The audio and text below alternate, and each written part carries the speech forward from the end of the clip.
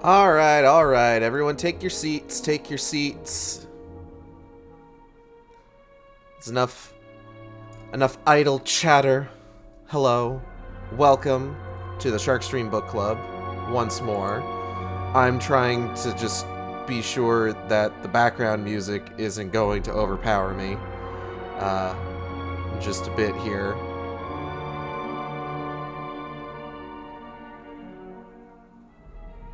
It had to be at a song that isn't even like the loudest one in the game.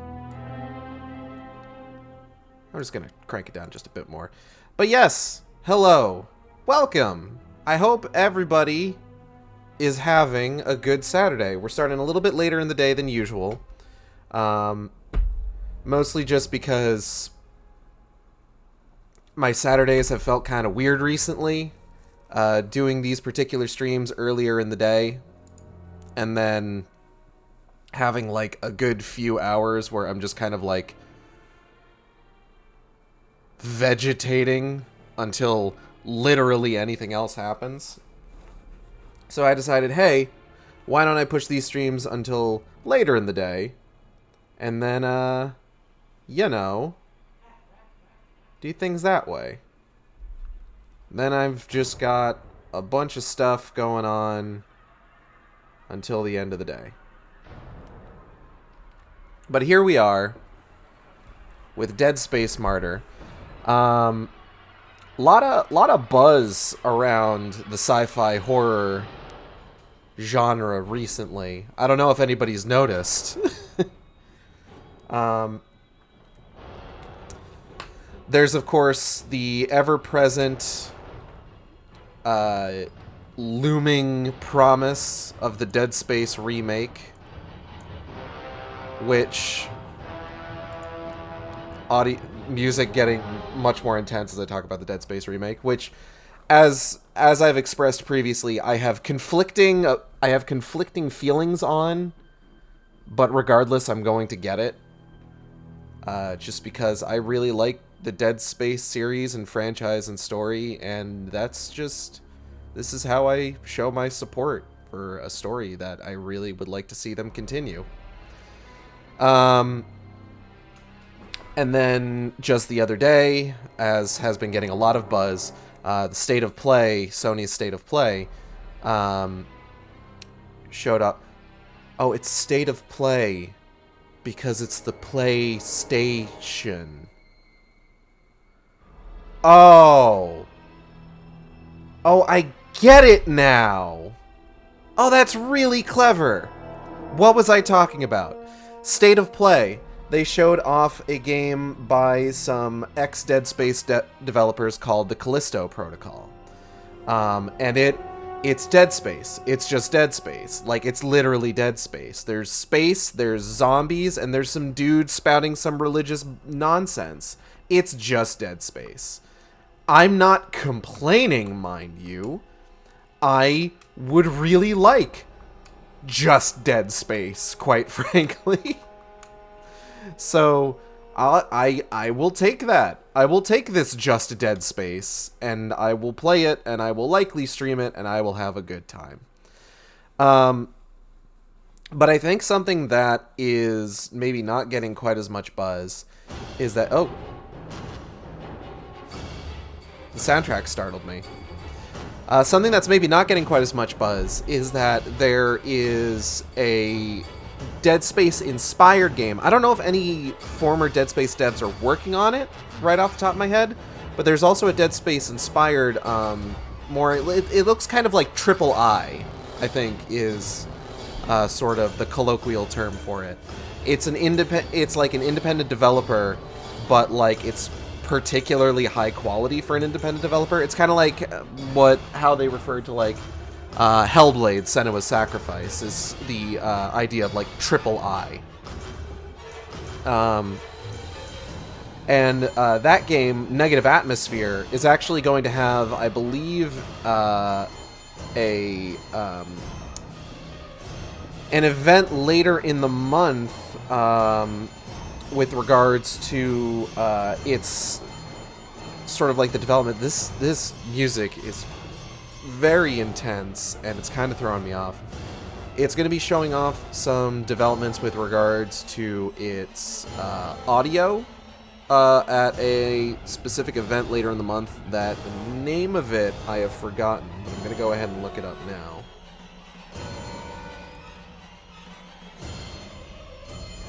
But the developer is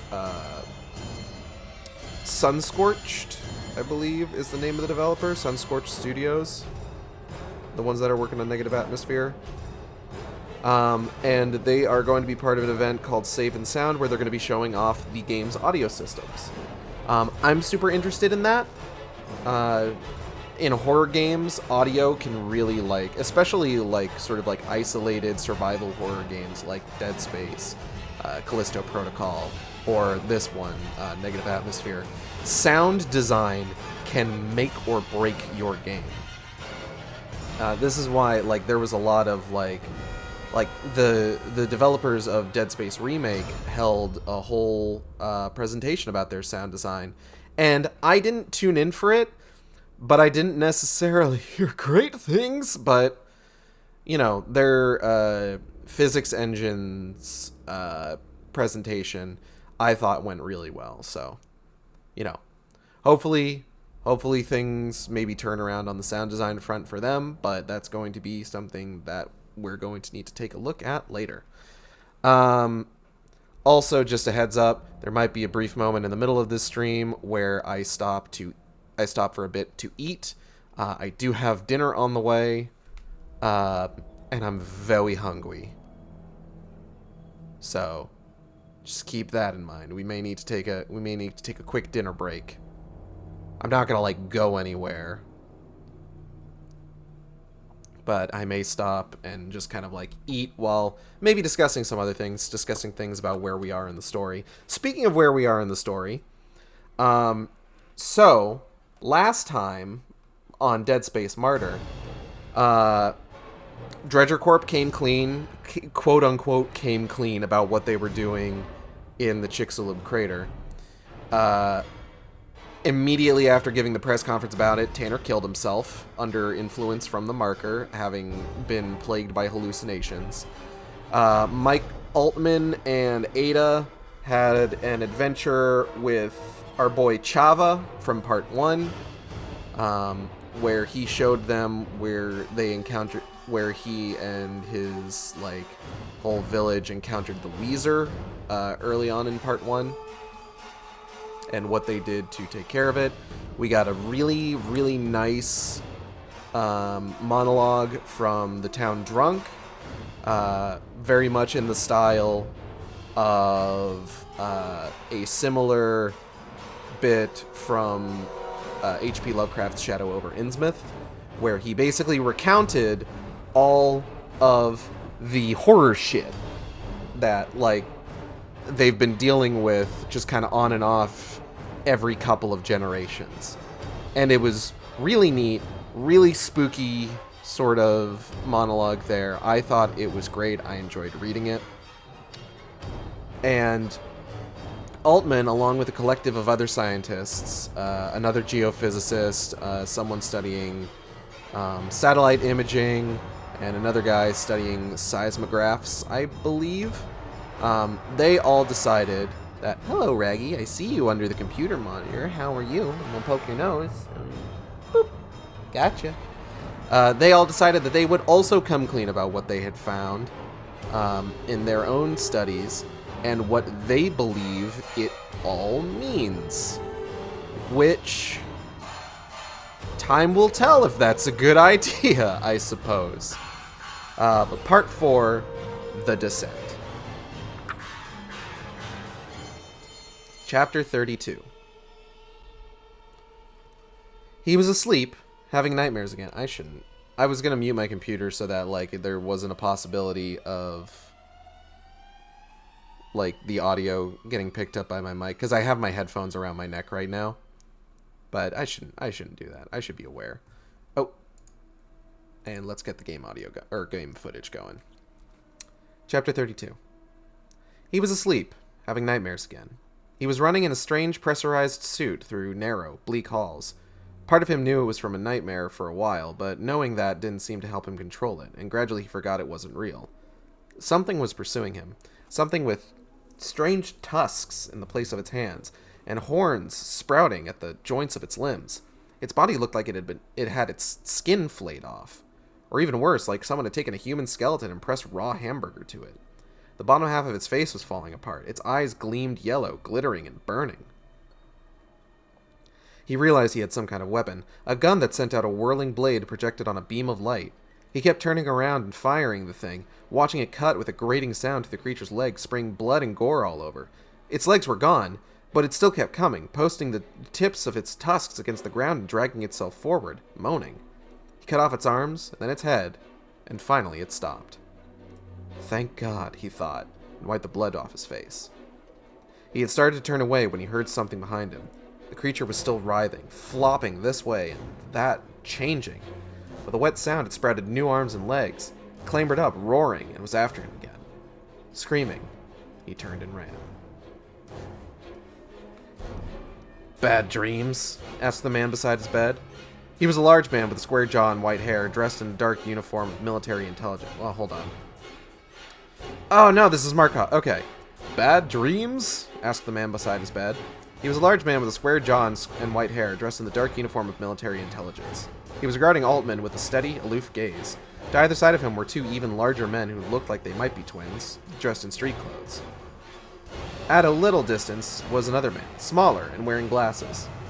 He looked vaguely familiar, but Altman couldn't quite place him. Where am I? Asked Altman. You're in your house, said the military man, in Chicxulub. Where's Ada? Your girlfriend? She's not here. She's safe. What do you mean, safe? Asked Altman, starting to get out of bed. The man raised a finger. Calmly, but forcefully, the twins to either side of him took Altman by the arms and lowered him back onto the bed, holding him down until he had stopped struggling. Warily, Altman eyed them. What are you doing here? He asked the military man. He made a gesture, and the other two let go and stepped back. I came to see you, he said. And who are you? Markov, he said. Craig Markov. That doesn't tell me anything, said Altman. No, said Markov, it doesn't. And who are they? He asked, gesturing to the other three men. Markov looked left and right. These? He said. These are my new associates. The man with the glasses gave a smirk. Tim, Tom, and Terry. Which one is which? Does it matter? Asked Markov. Look, said Altman, you can't just break in here like this. You have no right to be here. I'm going to call the police. Markov just smiled. When Altman reached for his phone, he said, Tom? Tim? The twins moved slowly forward. One of them put his hand on Altman's wrist and squeezed until he dropped the phone. The other punched him once, softly, almost lovingly, in the side. He fell back on the bed, gasping. Tim and Tom wandered back behind Markov, watching Altman struggle to catch his breath. When he had calmed down, Markov said, Feeling better, are we? Would you like a drink of water? Altman shook his head. Markov snapped his fingers, and the man with the glasses tossed Altman a shirt and a pair of pants. You're in the right frame of mind now, said Markov. Get dressed. We're gonna have a little talk.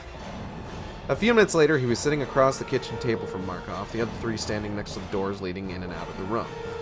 It's very simple, said Markov. You filed a grant to investigate Chicxulub crater. There's nothing wrong with that, argued Altman. That's what scientists do. I've already spoken to you. How long is this part, by the way? So it starts on 175, and it goes to 234. So that's, what, about 60 pages? That's about right. I've already spoken to your friends, said Markov. Or rather, my associates have. We've determined that the person motivating this grant application was you. So? Markov gave him a cold look. Don't get cocky. If I have to, I'll have Tim break your arm, he said. Or Tom, said one of the twins from where he stood near the doorway. Or Tom, said Markov. He turned and looked at the twin. Don't worry, Tom. He has 2 arms. Enough to go around. Then he turned back to Altman, looked at him with one eyebrow raised. I'm sorry, Altman said. That's better, said Markov. Your proposal for investigating the crater has been pulled from the grant proposal pool. It is now classified. The investigation of Chicxulub crater has become a military matter. So, I was right, said Altman. About what? Asked Markov. You're not just trying to retrieve the submarine. You're trying to get at whatever's in the crater. You're a clever boy, said Markov. Maybe too clever for your own good.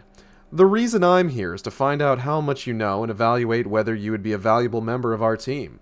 If you are, I'm prepared to allow you to join us, in a limited capacity, of course. If not, I'll have to figure out something else to do with you. What do you mean by something else?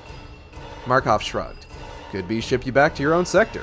Could be having you put in confinement for as long as it takes for us to complete the project. Could be something a bit more serious. Behind him, the twins exchanged glances and smiled. I suppose, Mr. Altman, that it's up to you. Markov straightened in his chair, put both his hands palm down on the table. Well, Mr. Altman, shall we begin? Markov started off slow. How did you first realize there was something unusual going on in the crater? I detected a gravity anomaly. It wasn't the pulse signal? Altman shook his head. The pulse signal came later. Who told you about the pulse signal? Altman hesitated, tempted to lie, and then he realized it didn't matter. Hammond was dead. And then, suddenly, it clicked. He knew where he had seen the man with the glasses. Charles Hammond told me, he said. I believe your associates knew him. Wow, if anyone had a plethora of death flags popping up all over the place, it's this macaroni dude. Yeah. You could say that again. Hello, Venom Lad. How are you? I hope you're doing well. Markov looked back at Terry. The latter hesitated a moment, nodded. But we didn't kill him, said Tim. No, we didn't kill him, said Tom. No talking shop here, boys, said Markov. Terry, why don't you take Tim and Tom and wait for me outside? The 3 of them quietly left the room. How do I know who you say you are? Asked Altman. Markov turned back, his gaze steady. I wondered when you were going to get around to that. Either I am, or I'm not, he said. If I am, then it'll be worth your while to cooperate if it will get you on the expedition. If I'm not, then there's very little you can do about it. Whether you tell me the truth or not, you're probably in trouble either way. Tell me, what do you think you know? It's a reasonable enough gamble, thought Altman. I know that Dredger Corp is working with the military to salvage the submarine, so chances are he is what he say he is. The trick is knowing how to tell him enough to get him to bring me aboard the project, but not so much that he thinks he's already gotten all he can out of me, that he doesn't need me anymore. He took a deep breath. I'd guess there's something in the heart of the crater, said Altman. Not a natural phenomenon, but something else. Go on, said Markov. Considering its location, it must have been there a very long time. How long? It might have been there thousands of years, or even longer. Why do you think so? The Yucatec Maya have a kind of mythology surrounding it. They call it the Tale of the Devil. He saw a gleam of something in Markov's eye. You've told me something I didn't know, Altman, he said. How did you find this out? I'll give you more details if you bring me on the project. Markov nodded, his lips tight. I'll let you get away with that for a few minutes anyway. What do you think it is? He asked. I have no fucking idea, said Altman. There's no room on the team for someone who doesn't have imagination. What do you think it could be? Altman looked down at the tabletop, his hands resting, clasped together on it, and Markov's hand still palmed down on the other side. I thought at first it might be a relic from some ancient civilization, but I've thought a lot about it, he said, and the only other thing I can come up with frightens me. He looked up, met Markov's gaze. An object, sending a pulse signal from the crater of a vast, from the center of a vast crater. Perhaps buried since the creation of the crater thousands or hundreds of thousands, even millions of years ago. What if it wasn't an asteroid that made the crater, but the object itself, striking the Earth? Markov nodded. Which suggests that it was something that came from outer space, said Altman. Which in turn suggests that it was something sent here by intelligent life outside of our galaxy. Which raises the question of why it's transmitting, said Markov. And who it was transmitting to, said Altman. And what? They sat in silence for a while. If that's what it is, Altman said, it'll change our whole understanding of life as we know it. Markov nodded, finally removing his hands from the table and putting them in his lap. When they returned, there was a gun in one of them. Ah, Altman, he said. What am I going to do with you? Are you threatening me? Asked Altman, his voice rising. He hoped he sounded tough, and I didn't really do that line justice. He hoped he sounded tough and angry, that Markov wasn't detecting the fear he felt. You obviously have guessed too much to be let go. You've even guessed too much for me to just throw you in confinement. I have to decide whether to kill you or take you with us. Altman slowly raised his hands. I'd rather you took me with you, he said, a quaver to his voice now. Not a shocking preference, considering the circumstances. Take you or shoot you, he mused. I can see advantages to both. Can you tell me something else to tip the scales? Is there something else you forgot to add? Altman kept his hands crossed, afraid that if he moved them, Markov would see how much he was shaking. His mouth was very dry. His voice, when he began to speak, trembled. There is one other thing, he said. Yes, said Markov, casually cocking the gun. The villagers found something. A strange creature, humanoid but not human, that they're convinced is connected to the happenings in the crater. They burned it, but there are still remains you can examine. I'll take you to them. Is that all? Altman swallowed. That's all. Goodbye, Mr. Altman, Markov said. He raised the pistol and pointed at Altman's head, then started to squeeze the trigger. Altman closed his eyes and gritted his teeth. He heard the snap of the hammer, but no bullet came. He opened his eyes. Markov was watching him, intensely focused. All in good fun, he said. The gun was empty. I never intended to shoot you. Welcome to the team.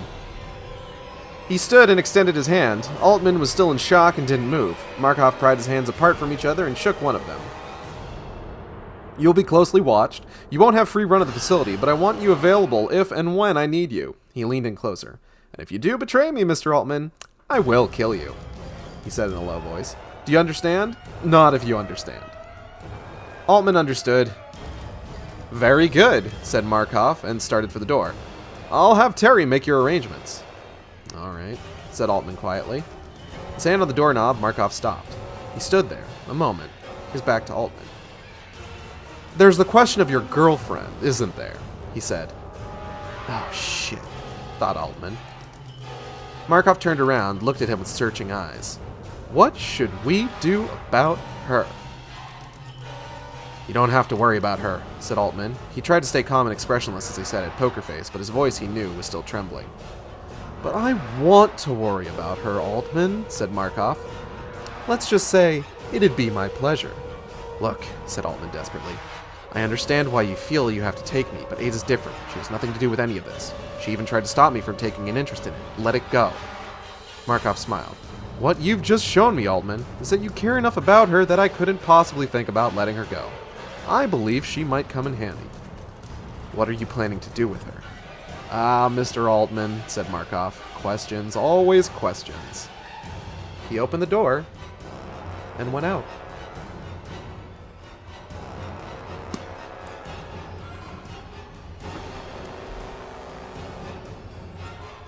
Okay, so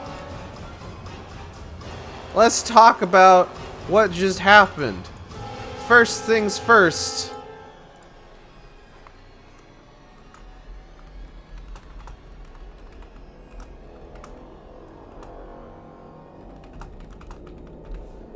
Altman's having Dead Space 1 dreams. I can relate. I too could play that game in my sleep. I couldn't. There's many things in that game I don't really recall particularly well. This chapter begins with a dream sequence where Altman is, by his description, in a pressurized suit, being chased by something with bone swords for hands. Initially, based on the description, it almost sounds like a slasher, but as he continues describing it, it sounds more like a regenerating enemy. We know for a fact that this is not the regenerating enemy from Dead Space 2, which would have been the upcoming game at the time, but is in fact the regenerator from Dead Space. The regenerator from Dead Space 1. Oh god, do I have hiccups? This is the worst time for me to get hiccups.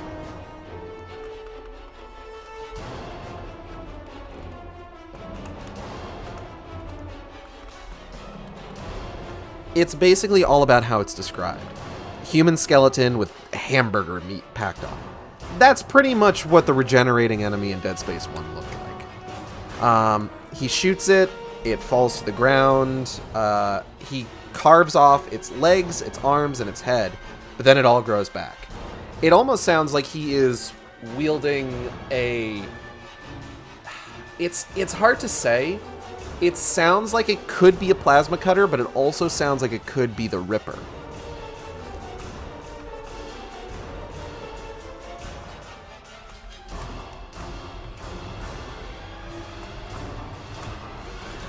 And it's a really hard call, because both weapons are particularly iconic in the Dead Space universe.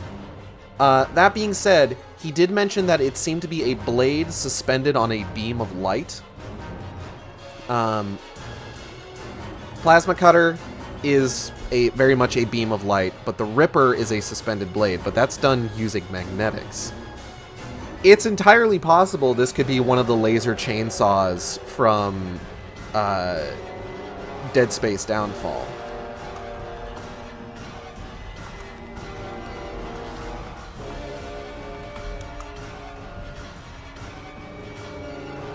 Like, realistically, it could be any one of these. Regardless, he does eventually wake up after this whole nightmare sequence, where honestly, it just sounds like he's Isaac Clarke. It sounds like he's having a future premonition of Isaac Clarke fighting necromorphs on the Ishimura. But he wakes up, and his room is full of dudes. But not, like, in a fun way, in, like, a threatening way.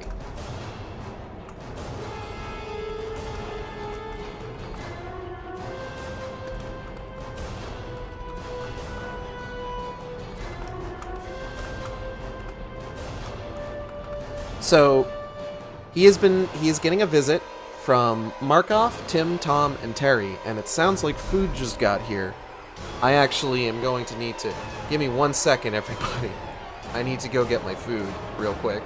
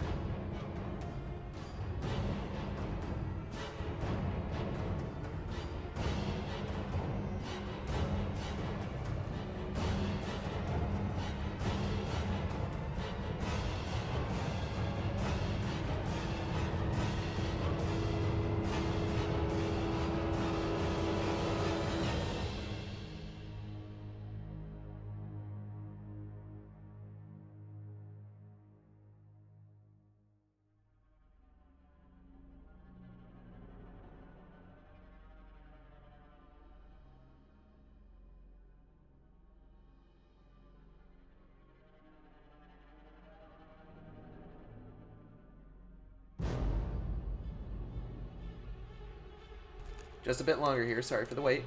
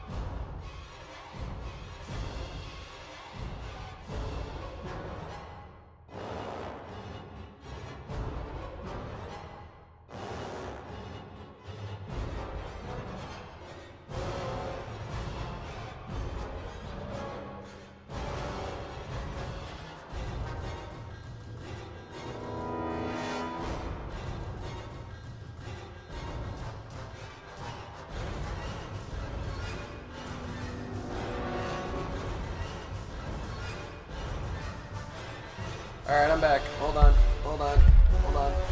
Oh, God. Oh, that's my headset right up against the mic.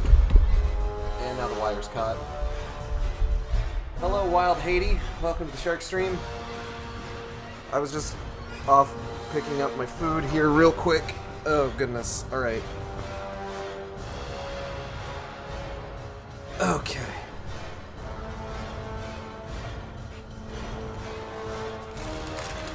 Alright. So I have Taco Bell. I'm sorry? Wait, wrong button.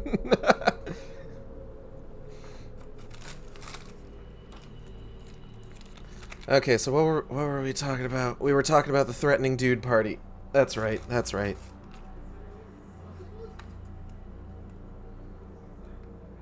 So Markov, Tim, Tom, and Terry show up. And they're just being... I can't even really say that they're being vaguely threatening. They're like being overtly threatening.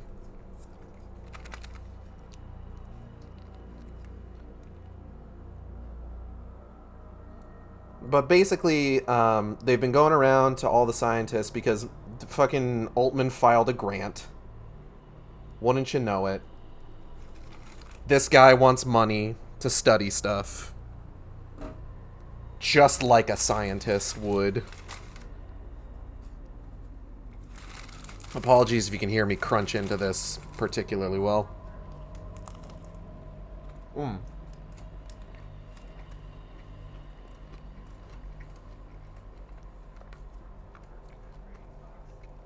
they've been going around to all Altman scientist buddies and being like, hey, what's the deal with this grant? Hey, what's going on with this grant? Bro, it's adding to the spooky music. Good. That's what I want. And they have determined, through interviewing all of Altman's colleagues, that Altman is likely the one that's kind of like pushing for this grant more than anything. And they're basically there to ascertain what he knows and if he would be an asset to their own operation.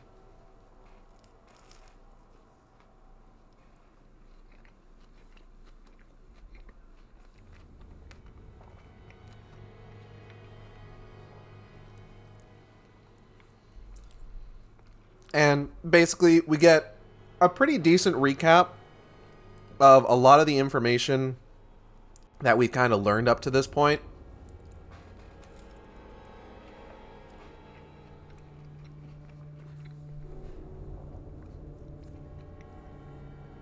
You know, how Altman found it, how he learned about the pulse signal, what happened with Hammond, all that jazz. And okay, I need to go back. I got a cheesy gordita crunch And it's been a hot minute since I've had one of these. I actually ordered it with the Doritos Locos Taco Shell, but they didn't give it to me. But I'm not going to kick up too much of a fuss. And I'm really enjoying it, actually.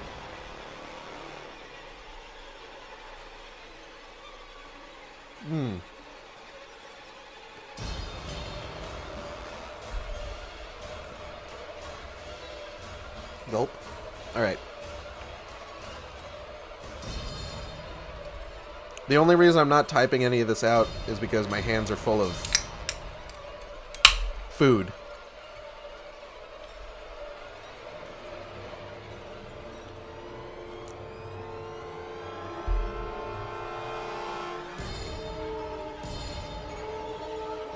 Spike single of Taco Bell. Cap, sorry. No, that's fine.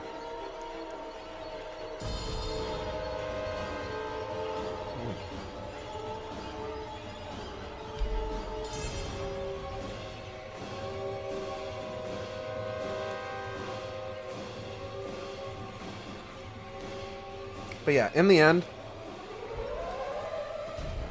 Markov's just like, haha, am I going to shoot you or am I going to bring you on? Teehee. What are we going to do about you? And then he pretends to shoot Altman, but the gun isn't loaded. It's just like, haha, I was planning to bring you on the whole time. Welcome aboard. And he's the only one who finds it funny.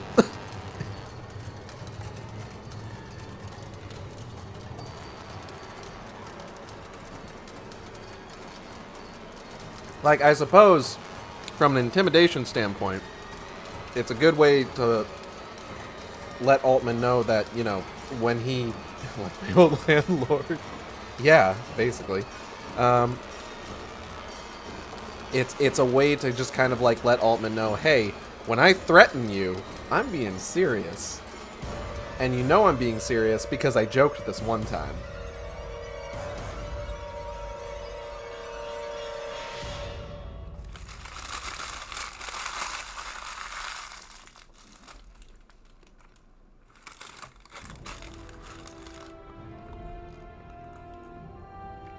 And then, of course, we get one last exchange just before the end of the chapter about Altman's girlfriend, Ada.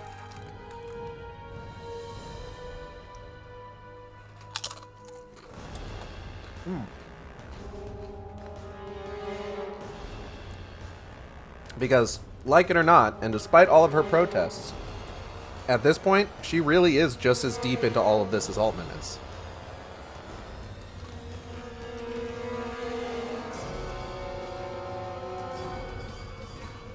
Yeah, no, he's gonna die horribly. He was this buff little man that was more sideways and all. Put a dish out, they'd be chipped. Like, he's not just because he's a dick, but because he's a know-it-all dick who knows it. That has never panned out well for anyone in Dead Space lore. This is true.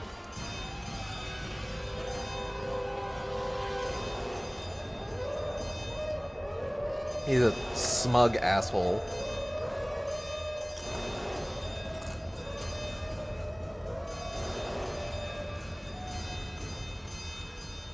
You know who else was a smug asshole? Danik in Dead Space 3.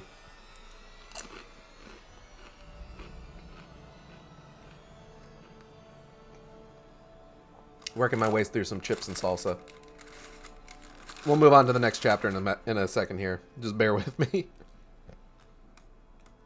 I want to eat this. Or chips and salsa. Chips and queso. Or nacho cheese. Chips and nacho cheese. And I want to eat it while it's warm.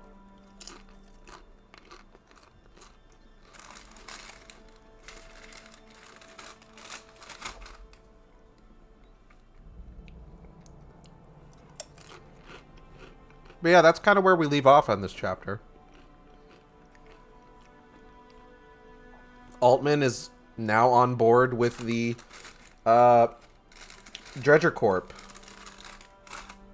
expedition or operation or whatever it is. One of those.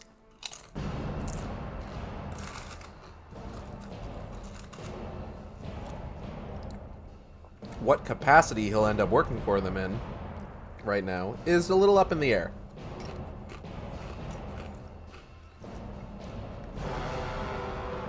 But I have no doubt that we will find out more as we continue through this part of the book.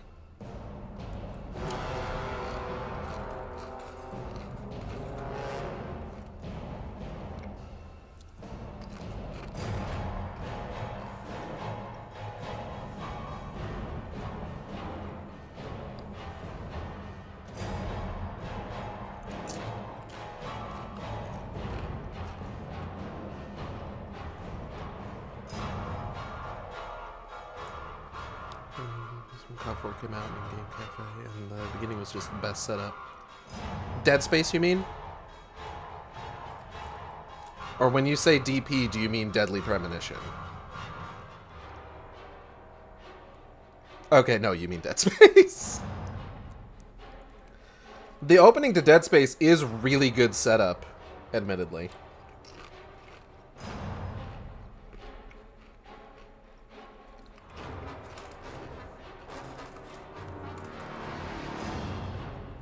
Deadly Premonition 2 stream? Maybe.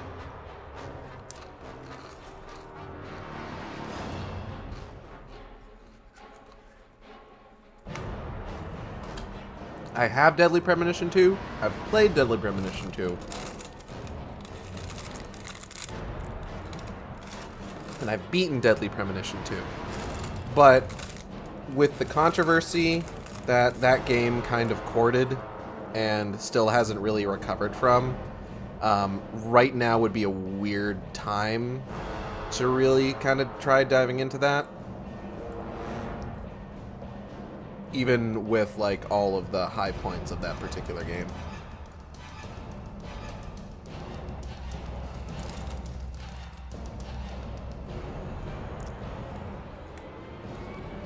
Alright.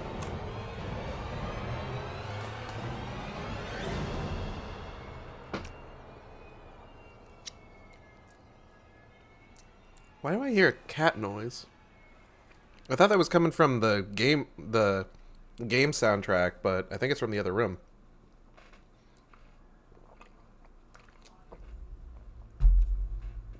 Okay, I've finished eating. Let's continue.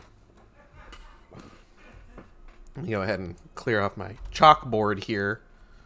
Chalkboard.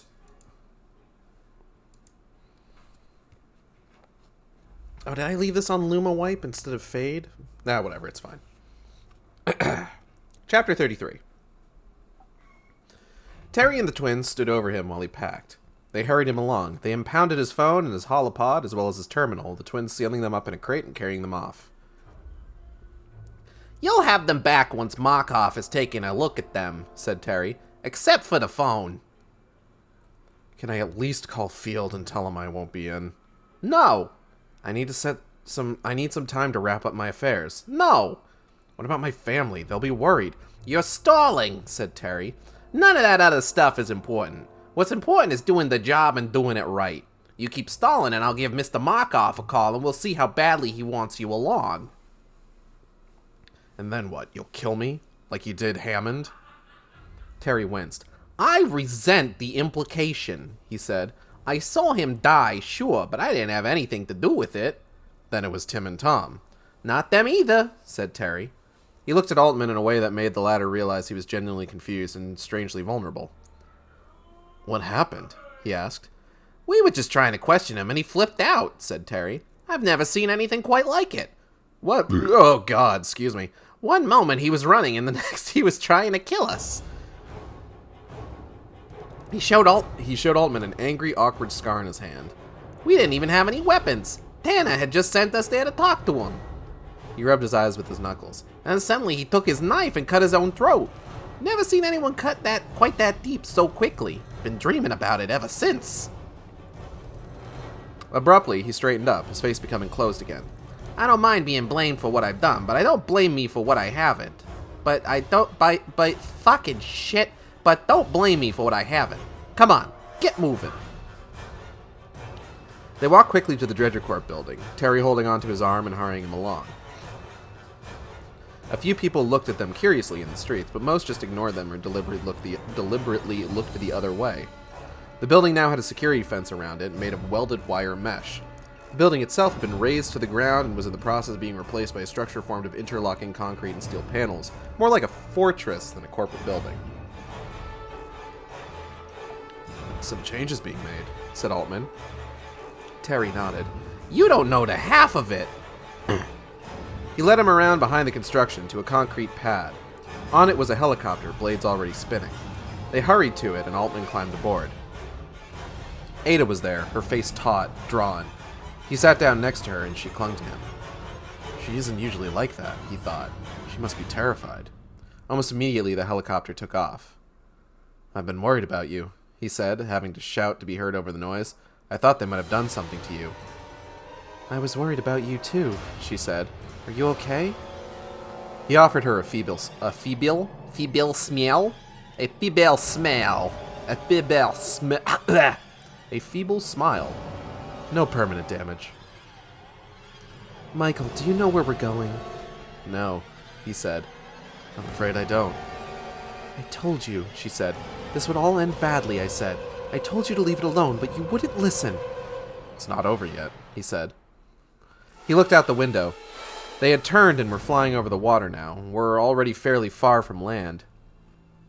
He looked around the helicopter at the other passengers. Terry wasn't there. Either he'd stayed behind or was up with the pilot. It contained 8 other scientists, all people he recognized by sight, even if he didn't know them all. Field was one of them, looking like he was sick to his stomach. Scud was there, as was Showalter. Holding onto the roof straps, he moved over closer to them. Where's Ramirez? He shouted. They didn't have him come, said Showalter. What did they do with him? Showalter shrugged. Did they give you a choice? Asked Altman. What? Shouted Scud. Where are they taking us? A choice? No, shouted Showalter. We had to come. Do you know where we're going? Shouted Scud. Oh god, I've got hiccups now. This is just a comedy of errors. Altman shook his head. I was going to ask you, he said. He clambered back to his bench. They don't know, he said. Nobody knows where we're going. They flew for roughly 3 hours. Direction, Altman thought, judging by the sun, was northwest, or west-northwest, though he wasn't exactly sure. At some point, he thought they turned south. How fast could a helicopter fly? 75 miles an hour? 100? It seemed like they were covering a lot of distance. Maybe they're just planning to kill us, he thought. Just put all of us in the same helicopter and engineer a crash. If so, he realized there was nothing he could do. He was already as good as dead. He sat on the bench, half deafened by the sound of the blades, his arm around Ada. It was his fault that she was there, he knew. He was to blame. Across from him, Scud looked haggard, exhausted. Time slowed. The hum of the blades fell an octave, and the craft slowed noticeably. They all started looking out the windows. Below was a cloud of mist, almost perfectly symmetrical, clinging to the water. They started moving down toward it. Altman began to catch glimpses of something within the cloud, a flash here and there, a strut or a bit of metal. They came down slowly, the blades of the helicopter making the mist roll. Royal? Royal. Making the mist roll. Making the mist royal. He could see the top of a large glass dome, the glass bluish, wet, and iridescent in the sudden light. They came in very close, hovering maybe 10 meters above it, and he thought he could see a glimpse of faces inside. He could see, on the metal struts and partitions of the glass, thousands of tiny jets, each of them releasing a fine spray of mist. Suddenly, the jets stopped. The mist drifted around the structure for a moment and then slowly dissipated, revealing the dome and everything beneath it. It was a huge floating compound, hundreds of feet in diameter, made of a series of glass or plastic domes, connected or overlapped like frogs' eggs. It's the Gunga Village. It's the Gungan Village from Star Wars Episode 1. That's our frame of reference here, folks! Much of it descended well below the surface of the water. Indeed, as much of the structure seemed to be below water as above, perhaps more. The top of the central dome, where the metal supports met, had a flat spot. Carefully, the pilot brought the helicopter down. He touched once, but with one strut of the flat spot. He touched once, but with one strut off the flat spot, and they began to tilt. They began to tilt. He went up again, came down even slower, and this time managed it. The cabin door opened from the outside. 2 guards, wearing dark military garb, gestured to them to climb out. Altman experienced... fucking... Wow. What is with me today? Altman expected the dome to sway up and down with the swells, but it was big enough that he hardly noticed anything. He climbed down onto the deck and then turned to help Ada down. The others soon followed. Together they made their way to a hatch and climbed down it. By descending a short ladder, they reached a platform just under the roof of the dome. The platform had a transparent shaft in the center of it to one side of it open. As he looked at it, a lift rose up into it. There's a lot of "its" in that last couple of sentences. It's a little rough to read. The guards gestured and herded them onto it. The lift began to descend. It was only once they were off the platform and moving down on the slowly descending lift that Altman really got a sense of how big the dome was. They were probably 40 or 50 feet up, the large dome open and nearly empty, the foggy light dappling the glass walls and casting odd shadows. It was a hemisphere rather than a dome, a solid floor running along the bottom of it. Whether there was another reversed hemisphere below, there was no way to tell from here. Stacks of boxes and crates littered the floor along with partially assembled or perhaps partially disassembled machinery. Also military guards, lots of them. Some of them standing at attention or employed in some small task, most of them walking or chatting idly, perhaps off duty. Here and there, a man in a white coat stood directing a group of them, getting them to lug equipment around. At the bottom of the lift, 2 more guards stood waiting to meet them. Scud began to ask a question, but one of the guards interrupted him. "No talking," he said. They kept the group there until everyone from the helicopter had made it down, then led them across the floor of the dome. Groups of guards stopped talking as they approached, following them with their eyes. Above, Altman heard the sound of the helicopter taking off again. Immediately, the nozzles began to spray, and the outside world dissolved in a cloud of mist. The ambient light in the dome dimmed, grew somber. Someone shouted a command, and banks of harsh fluorescence lined along the struts flickered on. The dome brightened with an antiseptic light, inflicting the skin of everyone around them with an unhealthy glow. They came to the edge of the large dome and passed through a sliding door, moving into a much smaller one. Down through a pressure hatch into a passage running around the edge of a third dome and curving slowly downward. Halfway around the passage, Altman noticed the water lapping against the side of the tunnel, going higher with each step. There was a subtle change in the quality of the sound, as if everything here was lightly wrapped in cotton batting. He tapped the side of the corridor with his fingernail, heard only a dull, echoless sound. Something with a pale, stretched eye veered out of the deeps and toward his hand, and then darted away again. A few steps later, the water rose all the way over their heads and closed over the top of the passage. They were completely below the surface.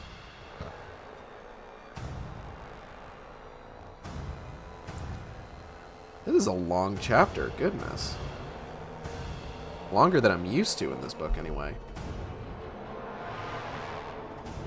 They left the corridor and came into a dome cast green from the reflection of the water.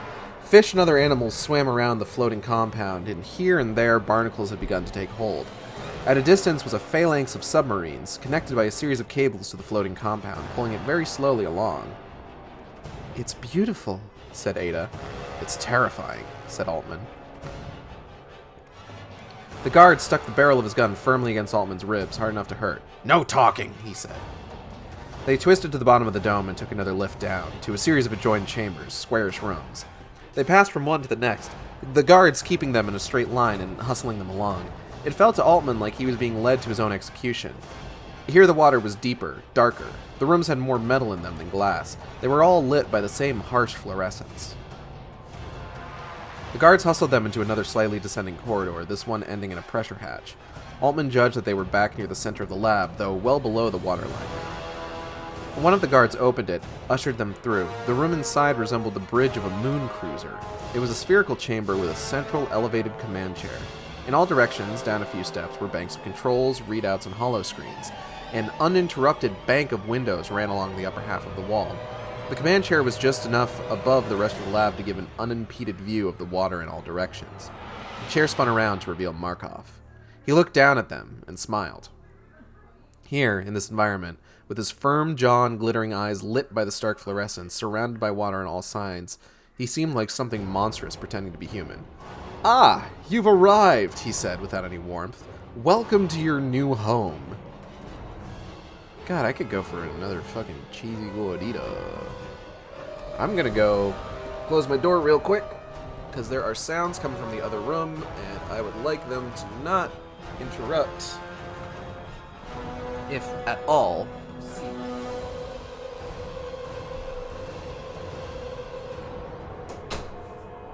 Alright. Okay. This chapter's still going, folks. It took a while, but they eventually got used to their new quarters. The lab was nicer than any he'd ever seen, and was compromised only by his having to share it, just as he had in Chicxulub with Field. He saw this as a particular bit of sadism on Markov's part, and even wondered if he'd brought Field along only to irritate him. They were still 3 weeks away from getting to the center of Chicxulub crater. The floating compound was towed forward very slowly, and sometimes, depending on weather conditions, had to be stopped. He'd initially thought the command center was the lowest point on the ship, but quickly realized that side corridors led to a tight sequence of chambers just below that. And below that, finally, was an even larger chamber, perhaps the largest chamber on the floating compound. It was carefully pressurized. It had a crane and a water opening, and a very high ceiling. It was a last-minute addition to the lab, Altman learned from one of the other scientists, and had been built specifically to accommodate the object in the heart of the crater. Everywhere Altman went, he was amazed. The floating compound, obviously built for a specific but different purpose, was being quickly retrofitted with state-of-the-art equipment. Almost hourly, boats and helicopters arrived, bringing not only brand new equipment, but also devices that were still in prototype phase. Expense was no object. Whatever was down there, they were prepared to spend whatever it took to get to it.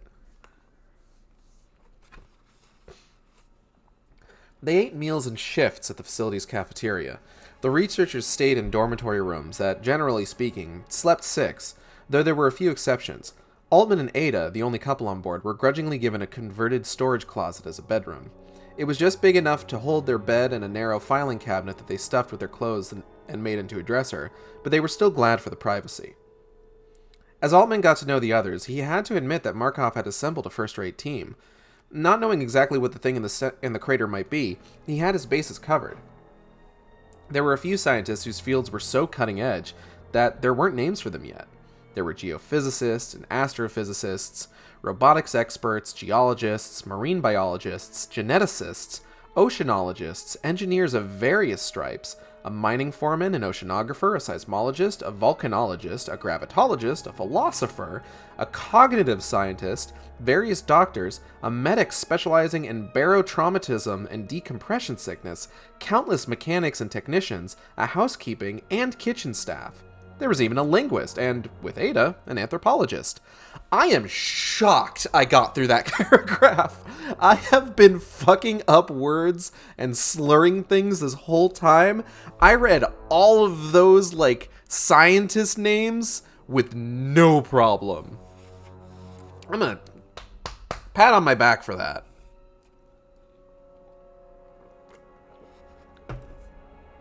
Alright. Now to fuck up the next few sentences. A number of them were researchers who, although once quite famous, had vanished from the public eye years before.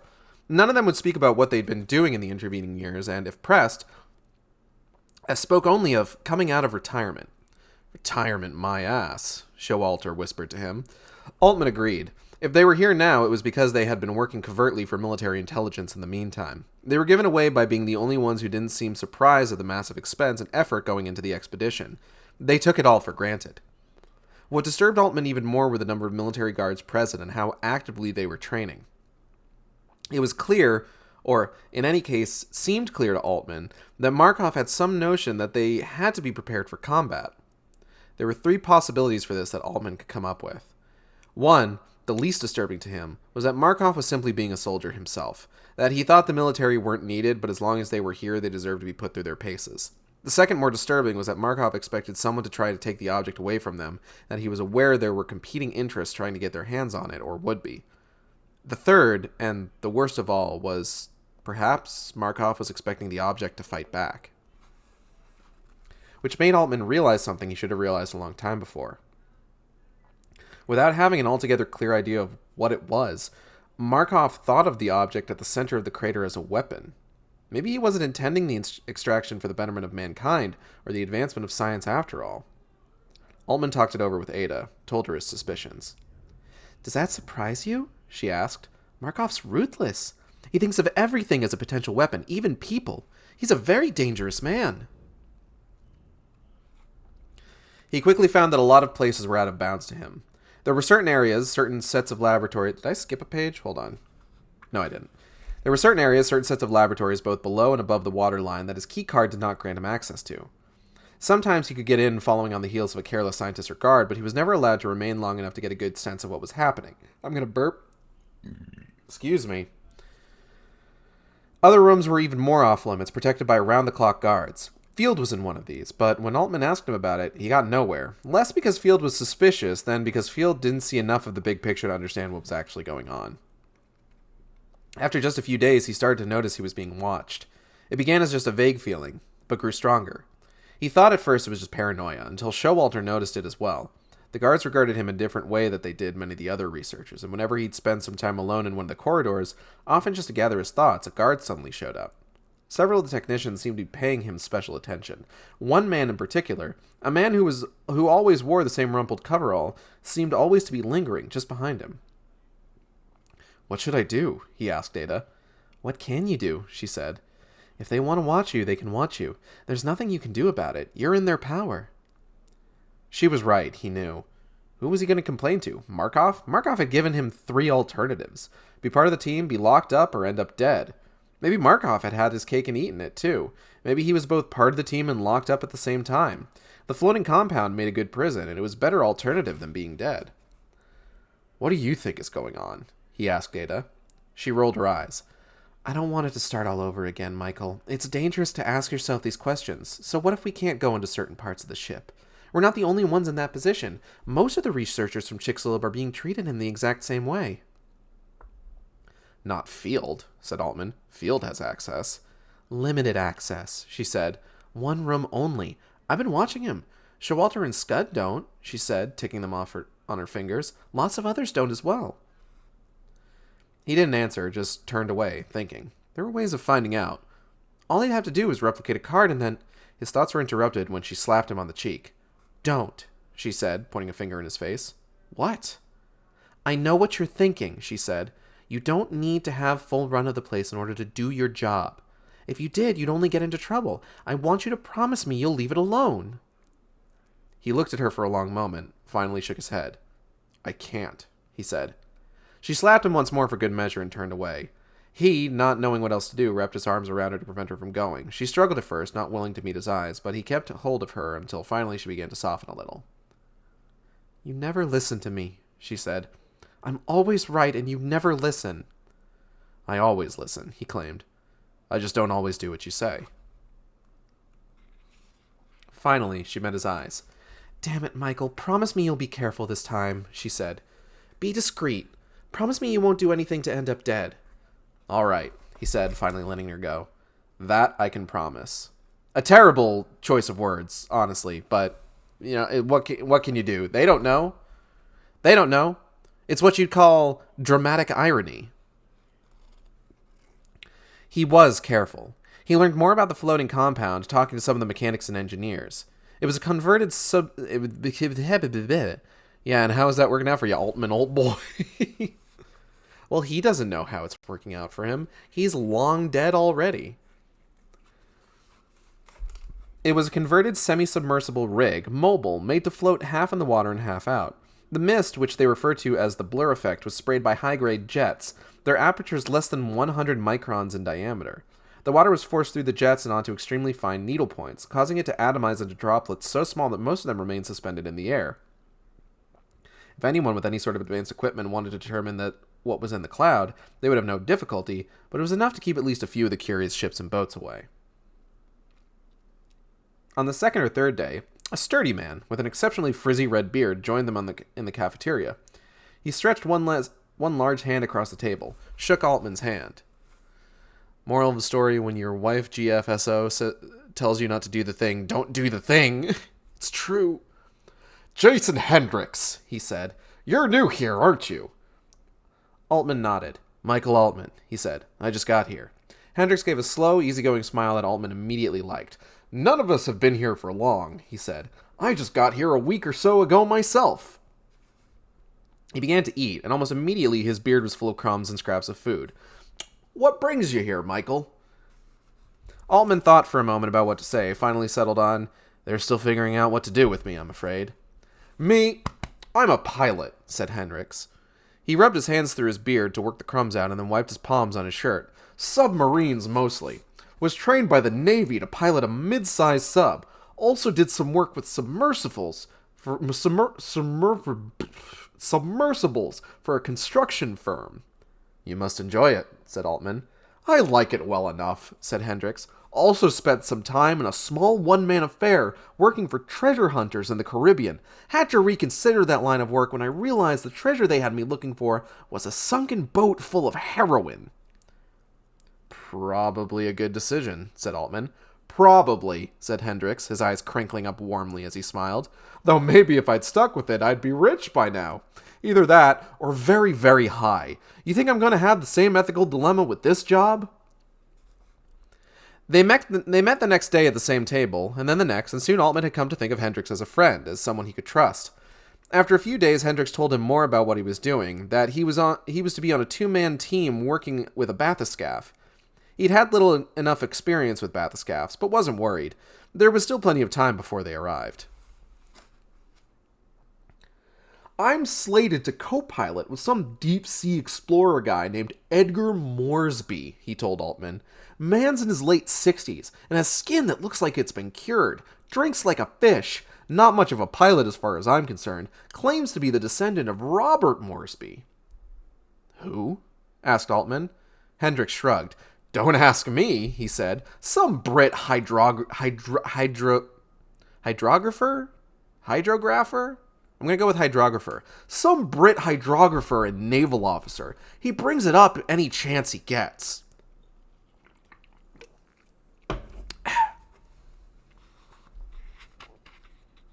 Moresby had no interest in going out on Hendrix's practice runs, claiming he could pilot a bathyscaphe drunk and in his sleep. And I often have, he had told Hendricks. No better way of getting the job done, if you ask me. But as long as he had the choice, he preferred to do his drinking in the privacy of his own berth. That leaves me in a dilemma, said Hendricks. I can't go out alone. What if something goes wrong? Altman waited a few moments so as not to appear too eager before answering. I'll go with you, he said, trying to sound casual. Would you? Said Hendricks, and gave Altman a warm smile. Oh, that'd be a big help.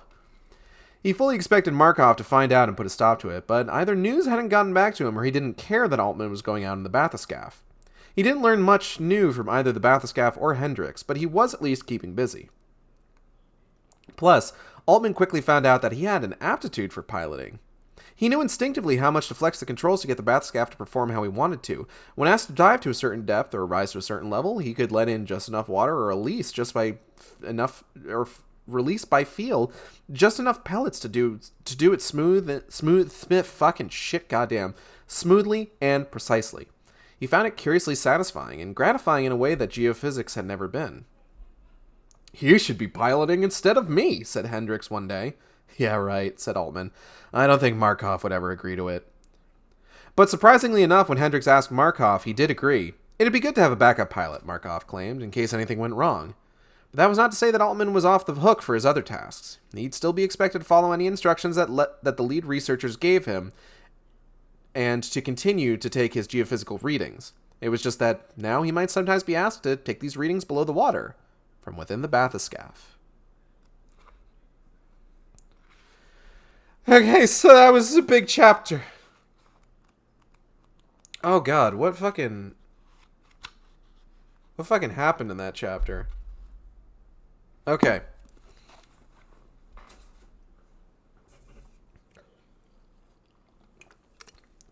Hold on, I gotta look something up for a joke.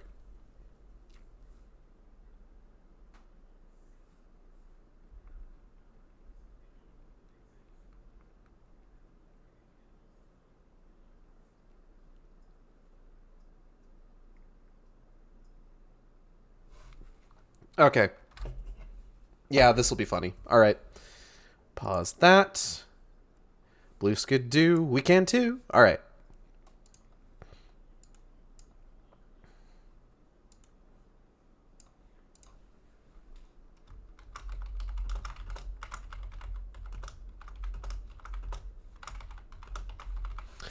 So, new lab. It's got things, but the core is off limits. And pirate dwarf, yar, heroin.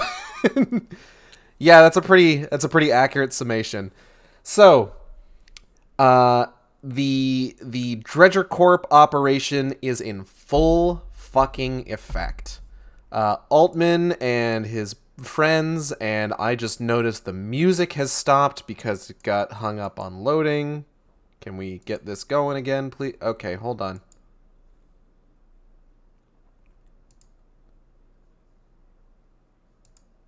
Play video, please. Thank you. Money no limit. So Altman and a bunch of other people have been taken to Gunga City. That's a joke. Because from the description, it sounds like the Gungan City from Star Wars Episode 1. Thank you for coming to the Sharkstream. Basically, it seems to be like a free-floating lab complex, basically. Made up of probably like a bunch of like big old spheres of like either glass or some sort of like space age plastics, so that they can do work like underwater, above water, and it's basically being towed to the middle of the Chicxulub crater, so that they can study everything going on and possibly get some dead space extraction going. Now, some things to note here. We have some familiar faces hanging out in this group of scientists.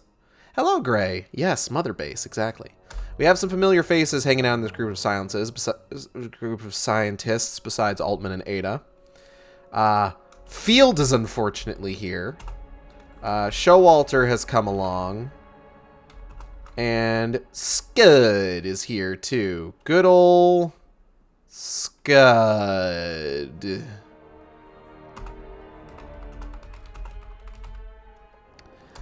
However, there is a noticeable absence.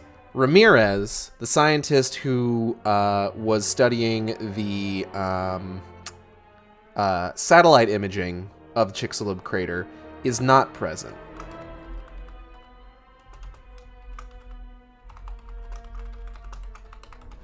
He's probably dead. He's probably dead. Oh, like the Toy Story dog. Yeah, exactly. He's probably dead or incarcerated or what have you. But he's not here. That's kind of the main thing. And that's concerning. Now,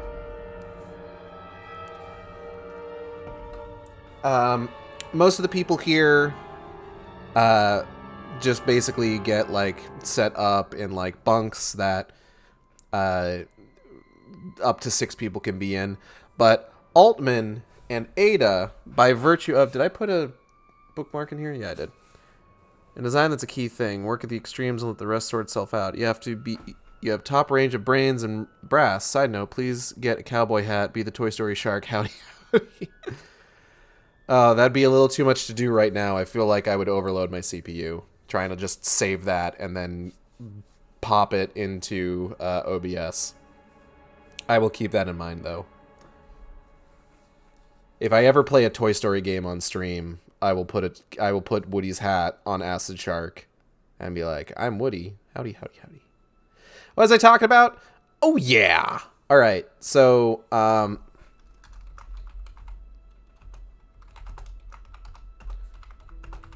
Altman and Ada, by being the only couple on the in like the entire operation, Instead, get a converted supply closet with a bed and a filing cabinet to use as a dresser, so that they're allowed some privacy.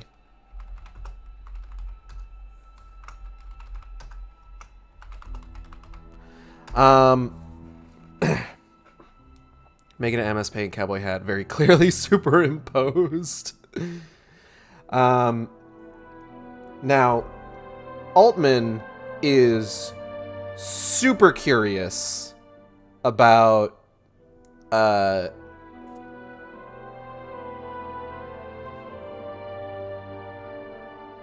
basically literally everything that he's not allowed to look at.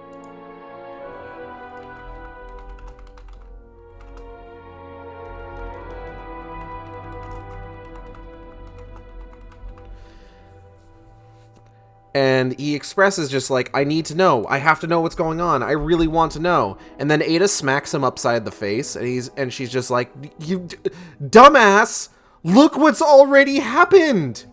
Look what's already going on. They threatened to kill you. They threatened to kill me. They may have killed Ramirez. Right, Altman needs sex. No, I already did that when I was talking about how they had their own rum. But basically, Altman's just like, no, I need to know. I need to go into the secret rooms. I need to get into places I'm not allowed to be. And Ada's just like, oh, fucking fine.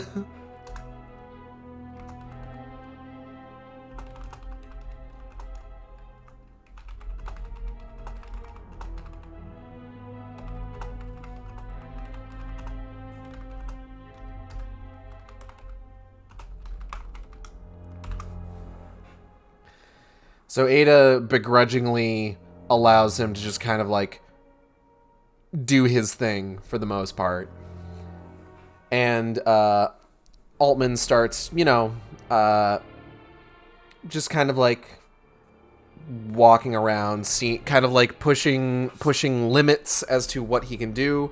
And we meet a jolly fellow named Hendrix. Ada be like, you are so lucky you're good at sex because you are not smart, like, at all. Oh no, we don't even know if that's true. My guy hasn't even put a ring on it, and Ada doesn't seem to be in any sort of hurry. Which actually reminds me, there is apparently a comic book that was released alongside Dead Space Extraction that's basically all about, like, sort of what the state of Isaac and Nicole's relationship was prior to the events of Dead Space 1. And apparently there was a lot of talk between them about just like, hey, Isaac, why ain't you married me yet? Oh, hello.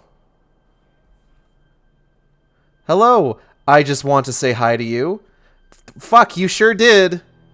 Thank you for coming to the Sharkstream. Good to see you. Hope you enjoy your time here. I'm doing pretty good. I'm just currently recapping the chapter of Dead Space Martyr we just finished reading. So Hendrix is this really nice guy. Really nice guy. And he is there to be a pilot for the bathyscaphe. You know, that thing that those two dudes went nuts in, like two parts ago. Oh, thank you for the follow. Really appreciate it. I hope you enjoy your stay here at the Sharkstream. So it's reading Nicole didn't get wifed up. Yeah, apparently Isaac was just dragging his feet on it. I don't know how canon that particular comic is, though, because it seems to imply that Isaac was not happy about Nicole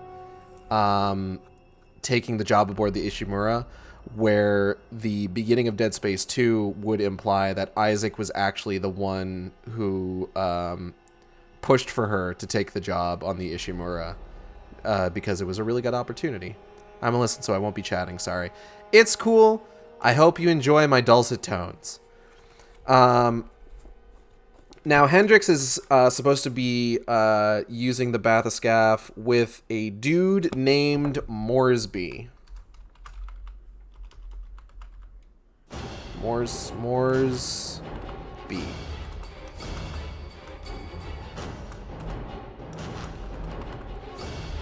And Moresby is old as fuck. He's like 60. And he's like real kind of full of himself. Because he's just like, I'm the descendant of Richard Moresby. And everyone's just like, Hoomst? But basically, Moresby doesn't want to bother going out on practice runs in the bathyscaphe, and Hendrix is just like, I really don't want to go in the bathyscaphe alone, actually. So Altman's just like, I'll go with you. So now Altman...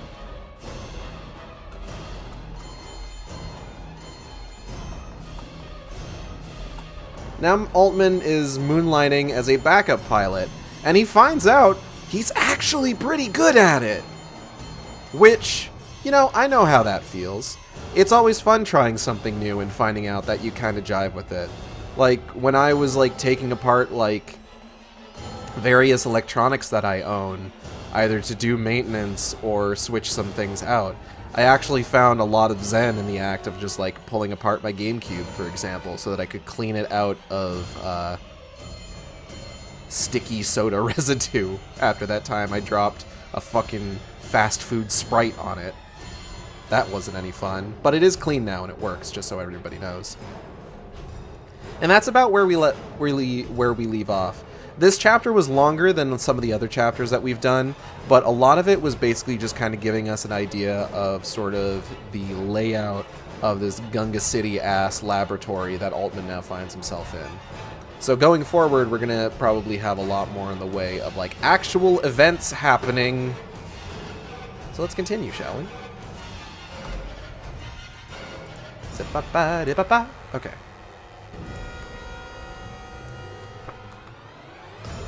Chapter 34. They were still 6 or 7 days away from the center of the crater when Markov decided without warning to put the bathyscaphe through deep water tests. Hendrix and Moresby were to be carried by freighter 30 miles or so ahead of the facility. There, they were to dive as deep as they could until they reached the ocean floor, test the equipment, the air systems, the communication systems, sonar, lighting, etc., take a few readings, remain in place for at least an hour, then ascend. 2 submarines were to go along and stand by in case assistance was required. Hendrix showed up at Altman's door shortly before he was scheduled to leave. He looked nervous. "I've got a problem," he claimed. "It's Moresby. He tied one on last night as soon as he heard we'd be going down." "Is he all right to go down?" "Right now, he can't even see," said Hendrix. "I've been trying to walk him out of it, but I've got to supervise the transfer of the bathyscaphe. Do you think you..." He trailed off, waited.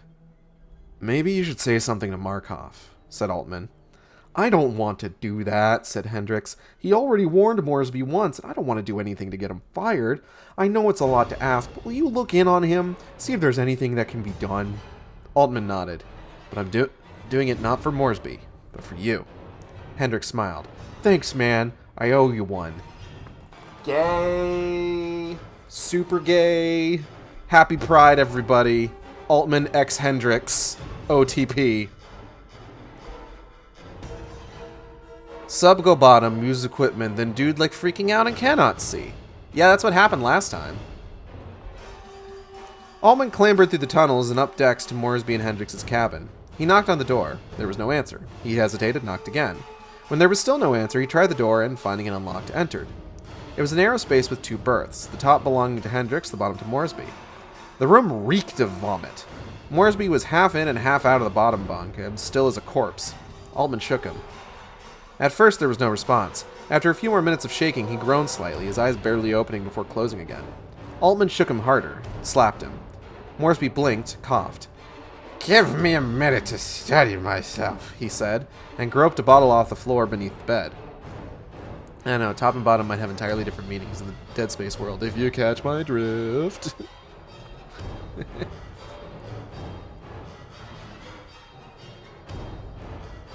What other meanings could they have? I don't have time to think about this.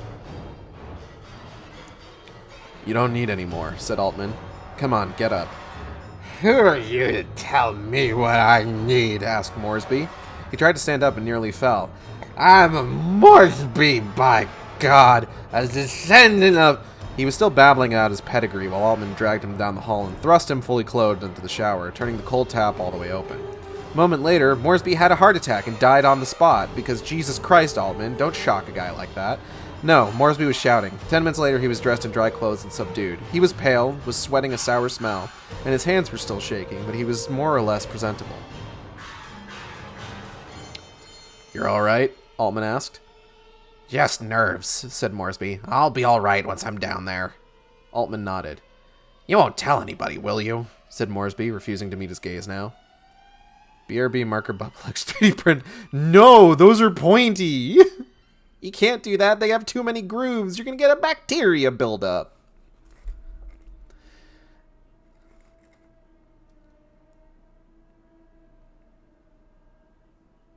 I'm sorry, that comment suddenly distracted me. I was just like, wait.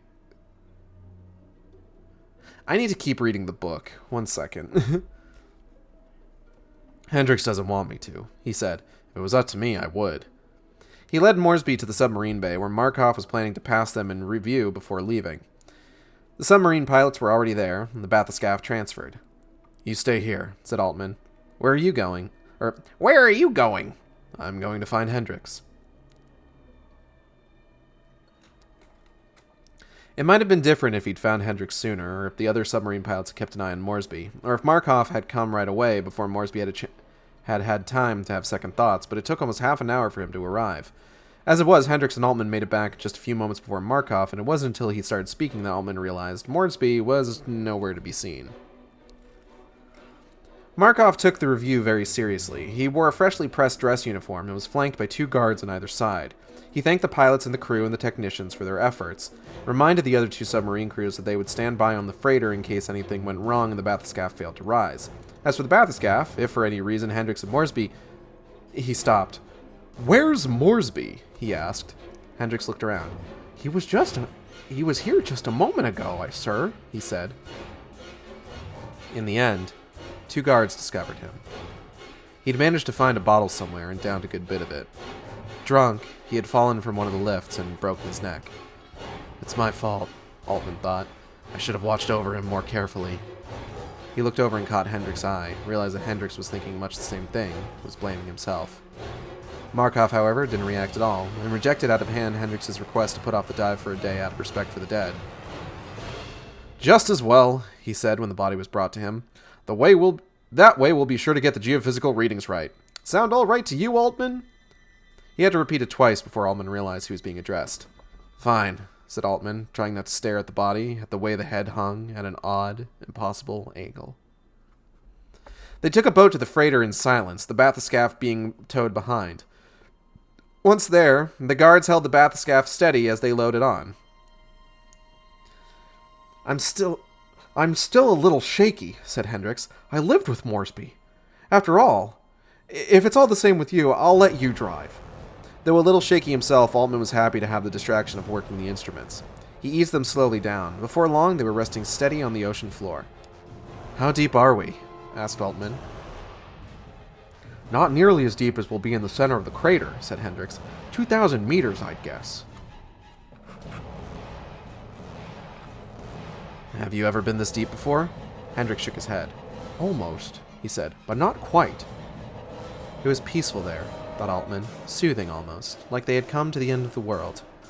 He liked listening to the quiet whir of the air recirculators, like watching the dark, almost empty world outside.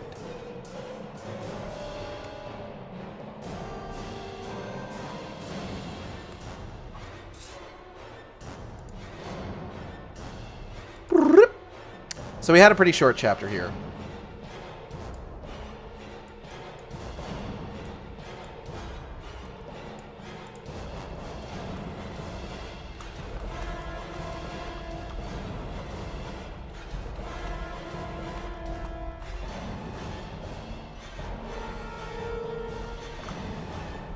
So it's time to start dropping some bathyscaphs.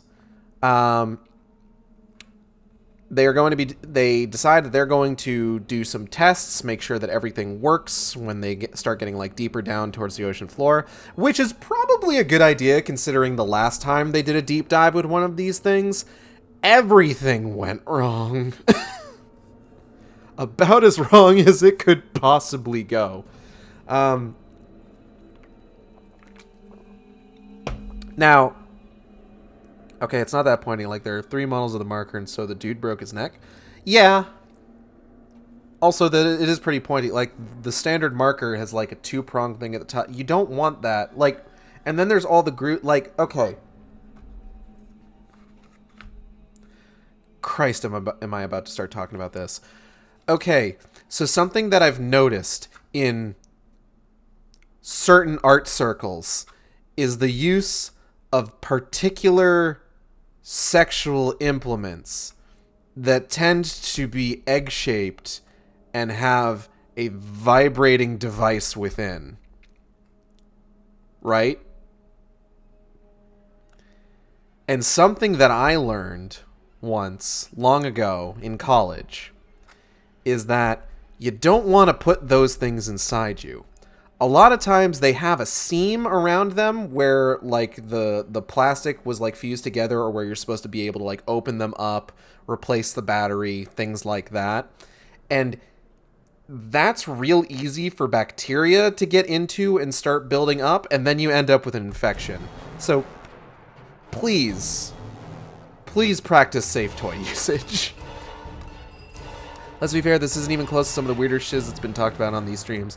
Oh yeah, there was that whole conversation about snail cum. Anyway, so Hendrix is super on board to get this done. He's ready, he's raring to go, he really wants to do this. Let's,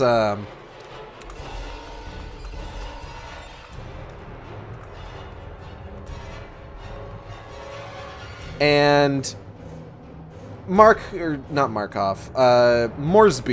is nowhere to be found.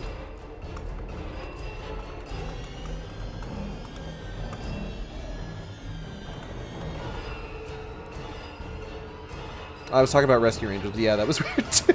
I can't talk about Rescue Rangers. We have to stop talking about Rescue Rangers. All right. So he goes to Altman and he's just like, "Hey, Altman, Moresby got super drunk. And I need you to help him walk it off, but I need to go do important pilot stuff. Can you do this for me?" And because they're gay, super gay, the gayest, and they love each other, Altman is just like, "Absolutely, buddy. I will do this for you."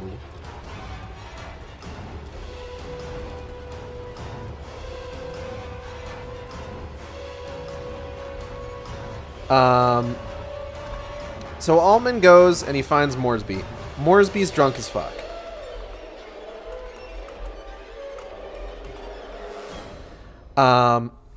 And he's just like, "Hey, Moresby, you gotta get your shit together." And he takes Moresby and he drags him into the shower, sprays him with some cold water, and gets him all cleaned up. And Moresby's just like, "Hey, don't tell anybody, okay? This is really embarrassing."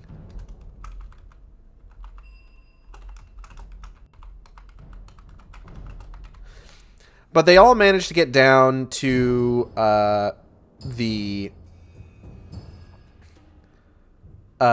review just fine. Except Hendrix isn't there.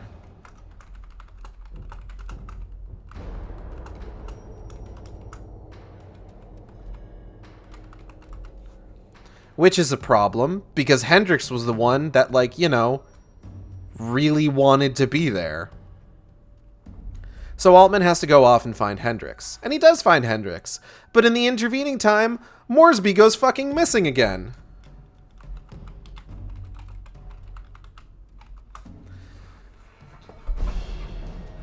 And now it's just like, God damn it, now we gotta go find Moresby again. And where do they find Moresby?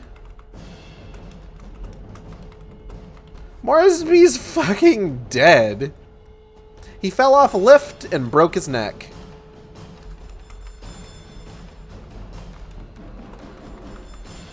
Markov doesn't seem to care, really. But now, basically, what this means is that Altman has been promoted from being a backup pilot to just being a pilot at this point. Which, I mean, hey, mistakes into miracles. My phone buzzed. Hold on. Did y'all know it's National Cheese Day? You can celebrate with Pizza Hut by ordering a stuffed crust pizza topped and stuffed with half-pound cheese. I'm just reading the advertisements I get sent on my phone because I have all these fucking apps.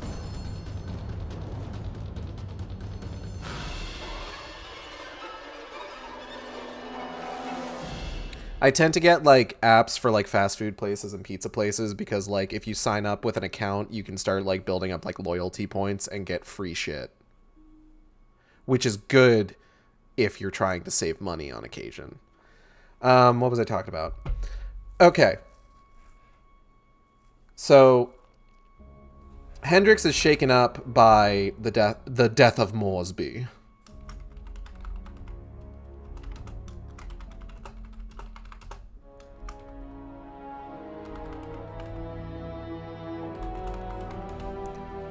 And it's just like, hey, Altman, buddy, pal, boyo, can you take the lead on this one for me? I don't feel so good, Mr. Stark. And Altman's just like, yeah, man, sure. And they do. And they go to the bottom of the ocean, and it's real nice. Altman really likes it. This is probably the last semblance of peace he's going to have for the rest of this fucking book, if I had to be honest. Alright, let's continue.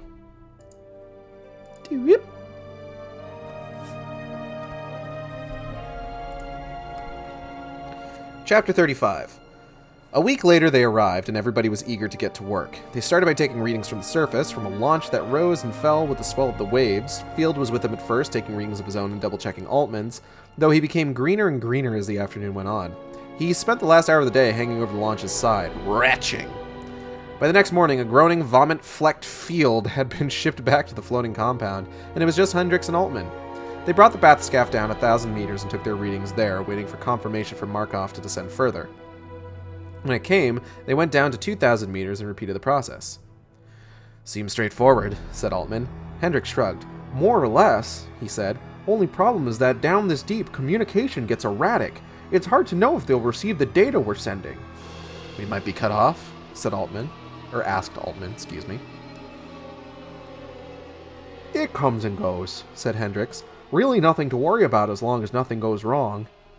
Through the front observation porthole, Altman thought he could see pinpricks of light from the excavation below, from the robotic diggers, but it was too far away to make anything out. We could go down to 3,000 meters, take readings, and then come back up, said Altman. We got more than enough air for it. You're the boss, up to you. Hendrix said, Have you heard the stories about the other bathyscaph? I've seen the vid, Altman said. What do you think happened? I don't know, said Altman. Doesn't it worry you at all? I don't know, said Altman. I want to know what happened, but I'm not worried exactly. Does it worry you? Hendrix nodded. Let's take it slow. There's no point in rushing things, he said. On the other hand, if I'm reading the data right, the pulse signal is starting again. Really? Said Altman, trying to keep the excitement out of his voice. Are you certain? Hendrix hesitated, then nodded slowly. It's very slight. I caught it at 2,000 meters, but not at 1,000, but it's there. What does it mean that it's back? Asked Altman. Maybe we should keep going down after all. Who knows how long it will last? We need to record it while it's still broadcasting. But Hendrix had one hand cupped over his earpiece. Too late, he said. They're ordering us back up. They looked at each other a long moment. You said yourself that communications are intermittent, said Altman. How will they know we got the message? Hendrix shook his head. We don't get the okay to go down to 3,000 meters. We're to go back to the surface anyway. That's protocol. If we disobey, what do you think the chances are of them letting us near a bathyscaph again? We can't do it. Half-dozen counter-arguments fired through his head and then quickly dissolved. Hendrix was right. They had no choice. The signal would have to wait. A contingent of guards was waiting for them by the time they opened the hatch and stepped out into the submarine bay. They were hustled down to the command center, which was already occupied not just by Markov, but also by a half-dozen researchers, all of them part of Markov's inner circle. Not men from Chicxulub. They looked stern, serious. "The pulse signal has started again," asked Markov. "You're sure about this?" "Why the hell wouldn't we be?" said Altman. "The instruments don't lie." He gestured at the other researchers. "But you apparently wanted a second opinion. Why don't you ask them?" "It's much weaker than it was before," said one of the men. "We noticed," said Altman. "Maybe it's not the same signal after all," said another. "Maybe it's static and feedback from the MROVs and robotic units that are handling the excavation." "Just barely possible," said Altman, "but not at all likely. It's the same signal." "Did you feel anything unusual? Sense anything strange?" asked Markov. Altman shook his head. "No," he said. "What about you, Hendricks?" "I don't know, sir," said Hendricks. "You don't know?" "When I reached 2,000 meters, I started to feel a little strange. Felt like a premonition or something. A deadly premonition, anyway." "Stevens," said Markov, and one of the researchers came forward. He was distinguished looking, but had a relaxed, kind face. "Take Hendricks and work up a full psychological profile. If you get any sense of a problem, you're authorized to take him off duty. If he looks fine to you, we'll have both of them in the bathyscaphe first thing tomorrow." That night, Altman's dreams began again. He woke up drenched in sweat in the middle of the night and found he could not move. He was jittery, little flashes of light going off behind his eyelids, and he had a sense of dread that refused to leave him. It took a long time for him to become aware that he wasn't back at his house in Chicxulub. But when he did, the imagined shape of the room around him became amorphous and vague. His heart began to pound heavily, and he could hear the blood in his ears. The space around him remained undetermined in the darkness. It was like he was in a place that wasn't a place at all, like he was suspended in a void. He tried again to move, but still couldn't. "Am I still dreaming?" he wondered. And then, only very slowly did he realize where he might be, in the floating compound, that sound just beside him, the sound of Ada breathing in her sleep. And suddenly he found he could move again. He got up, drank a glass of water, and got back into the bed again. Ada moaned in her sleep. He wrestled with trying to fall back asleep when he heard a knock at the door. It was Stevens. "Altman, isn't it?" he whispered. "Yes," Altman said. "Can we go somewhere to talk?" Altman slipped into his pants and a shirt and tiptoed out of the room, following Stevens down the hall. The man keyed an empty lab, open, ushered Altman in. "What's this about?" Altman asked. "You haven't noticed anything unusual about Hendricks, have you?" asked Stevens. "Is anything wrong?" "Nothing wrong with the scans," said Stevens. "Nothing wrong with the tests either, but there's still something bothering me. I can't quite put my finger on it. He seems normal, stable, but different, somehow." "He seems the same to me," said Altman. "Maybe it's just the pressure," said Stevens. "Maybe he's nervous, but it feels like he's holding something back." Altman nodded. "Since you're going to be alone with him in the bathyscaphe and the one to suffer if things go wrong, I thought I'd talk to you about it." "I don't know what to say," said Altman. "He seems fine to me. I've never had any problems with him on a dive, never sensed any nervousness. I trust him." "No," he said. "I'm not worried about him. In fact, I'm a lot less worried about him than I'd be being confined in the bathyscaphe with many of the other people in this facility." Stevens nodded. "We want to be careful," he said. "You can understand that, considering what happened with the last bathyscaphe. We don't want anything going wrong, all right?" he said. "I'll tell them we can move ahead."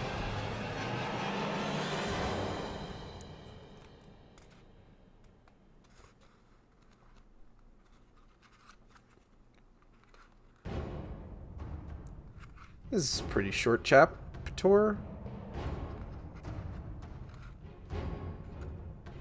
Okay.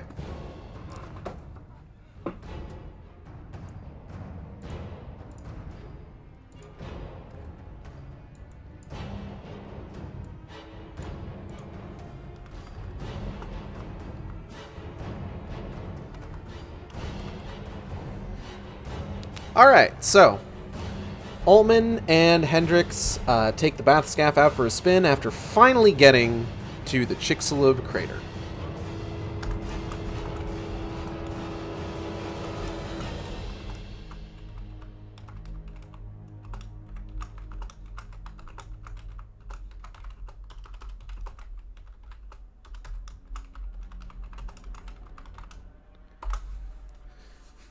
Everyone's super excited to be at Chicxulub. Field is so excited that he's puking everywhere. Just vomit all over the place. Constantly. Endless stream. Projectile, even. So he has to go back to the floating platform.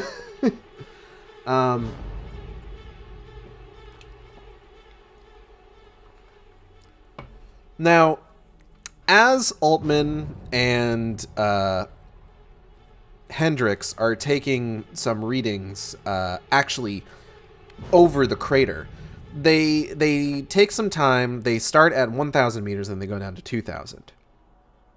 Now Altman, he's super eager. Altman is really eager to go even deeper. He wants to go down to 3,000.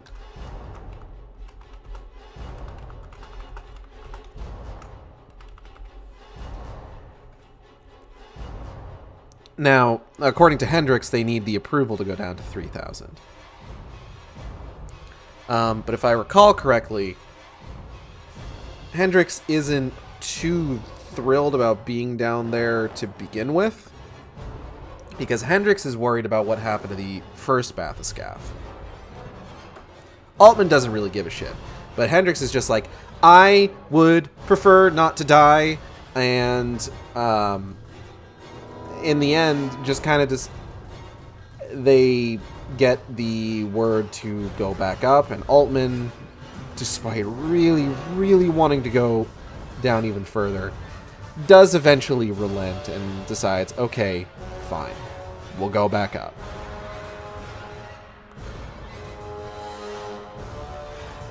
But before they do, Hendricks makes an observation.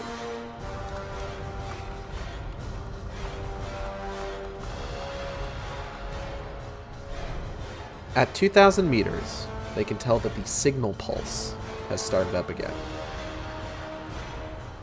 Which, I don't know if you've played a Dead Space game before, but that's usually a bad sign. It's very weak. They didn't notice it at 1,000 meters. They only noticed it at 2,000. It's part of the reason that Altman wants to go even deeper, because Altman has no sense of self-preservation, as we've seen. Now they get back up and they advise Markov that, like, yeah, hey, this thing's going again. And Hendricks makes some comments that basically Markov decides, okay, we need to give you a full psychological profile, and we're introduced to Stevens. That's not how you spell Stevens. There we go.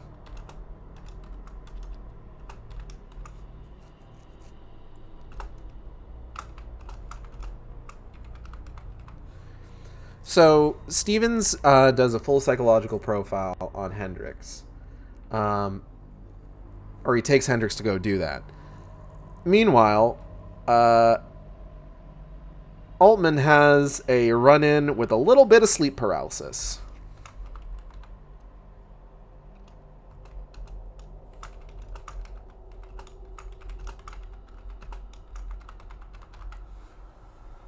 Like, everything about the way that it's described basically is like, oh, it's sleep paralysis. He is feeling, he can't move. He's laying in bed. He is ostensibly awake, but he can't really move.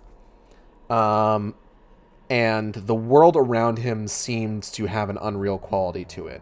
The only thing it's missing is the Hat Man, or some other horrible Benadryl-induced sleep paralysis demon. But eventually, he does regain control of himself. And that's when Stevens shows up to talk to him.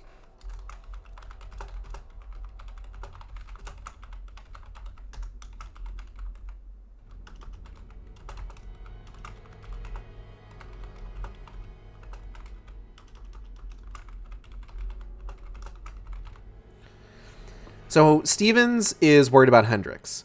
Hendricks seems fine, but is like something's up with him.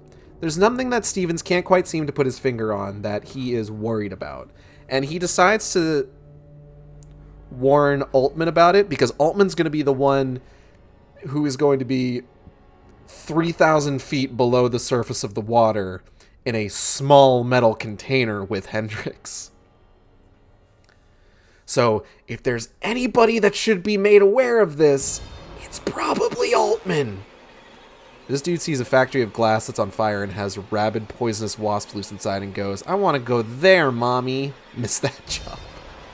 You miss working in the glass and poisonous wasp factory? I bet it pays well. They'd have to get people to work there. All right.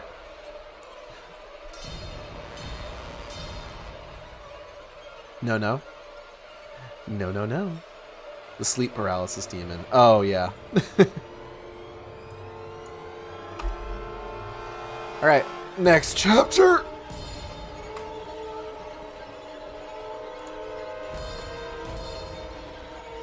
How many chapters we got left? We're on 36 right now. 37, 38, 39, 40. We have 5 chapters left. Okay. Let's see what we can kind of blast through here.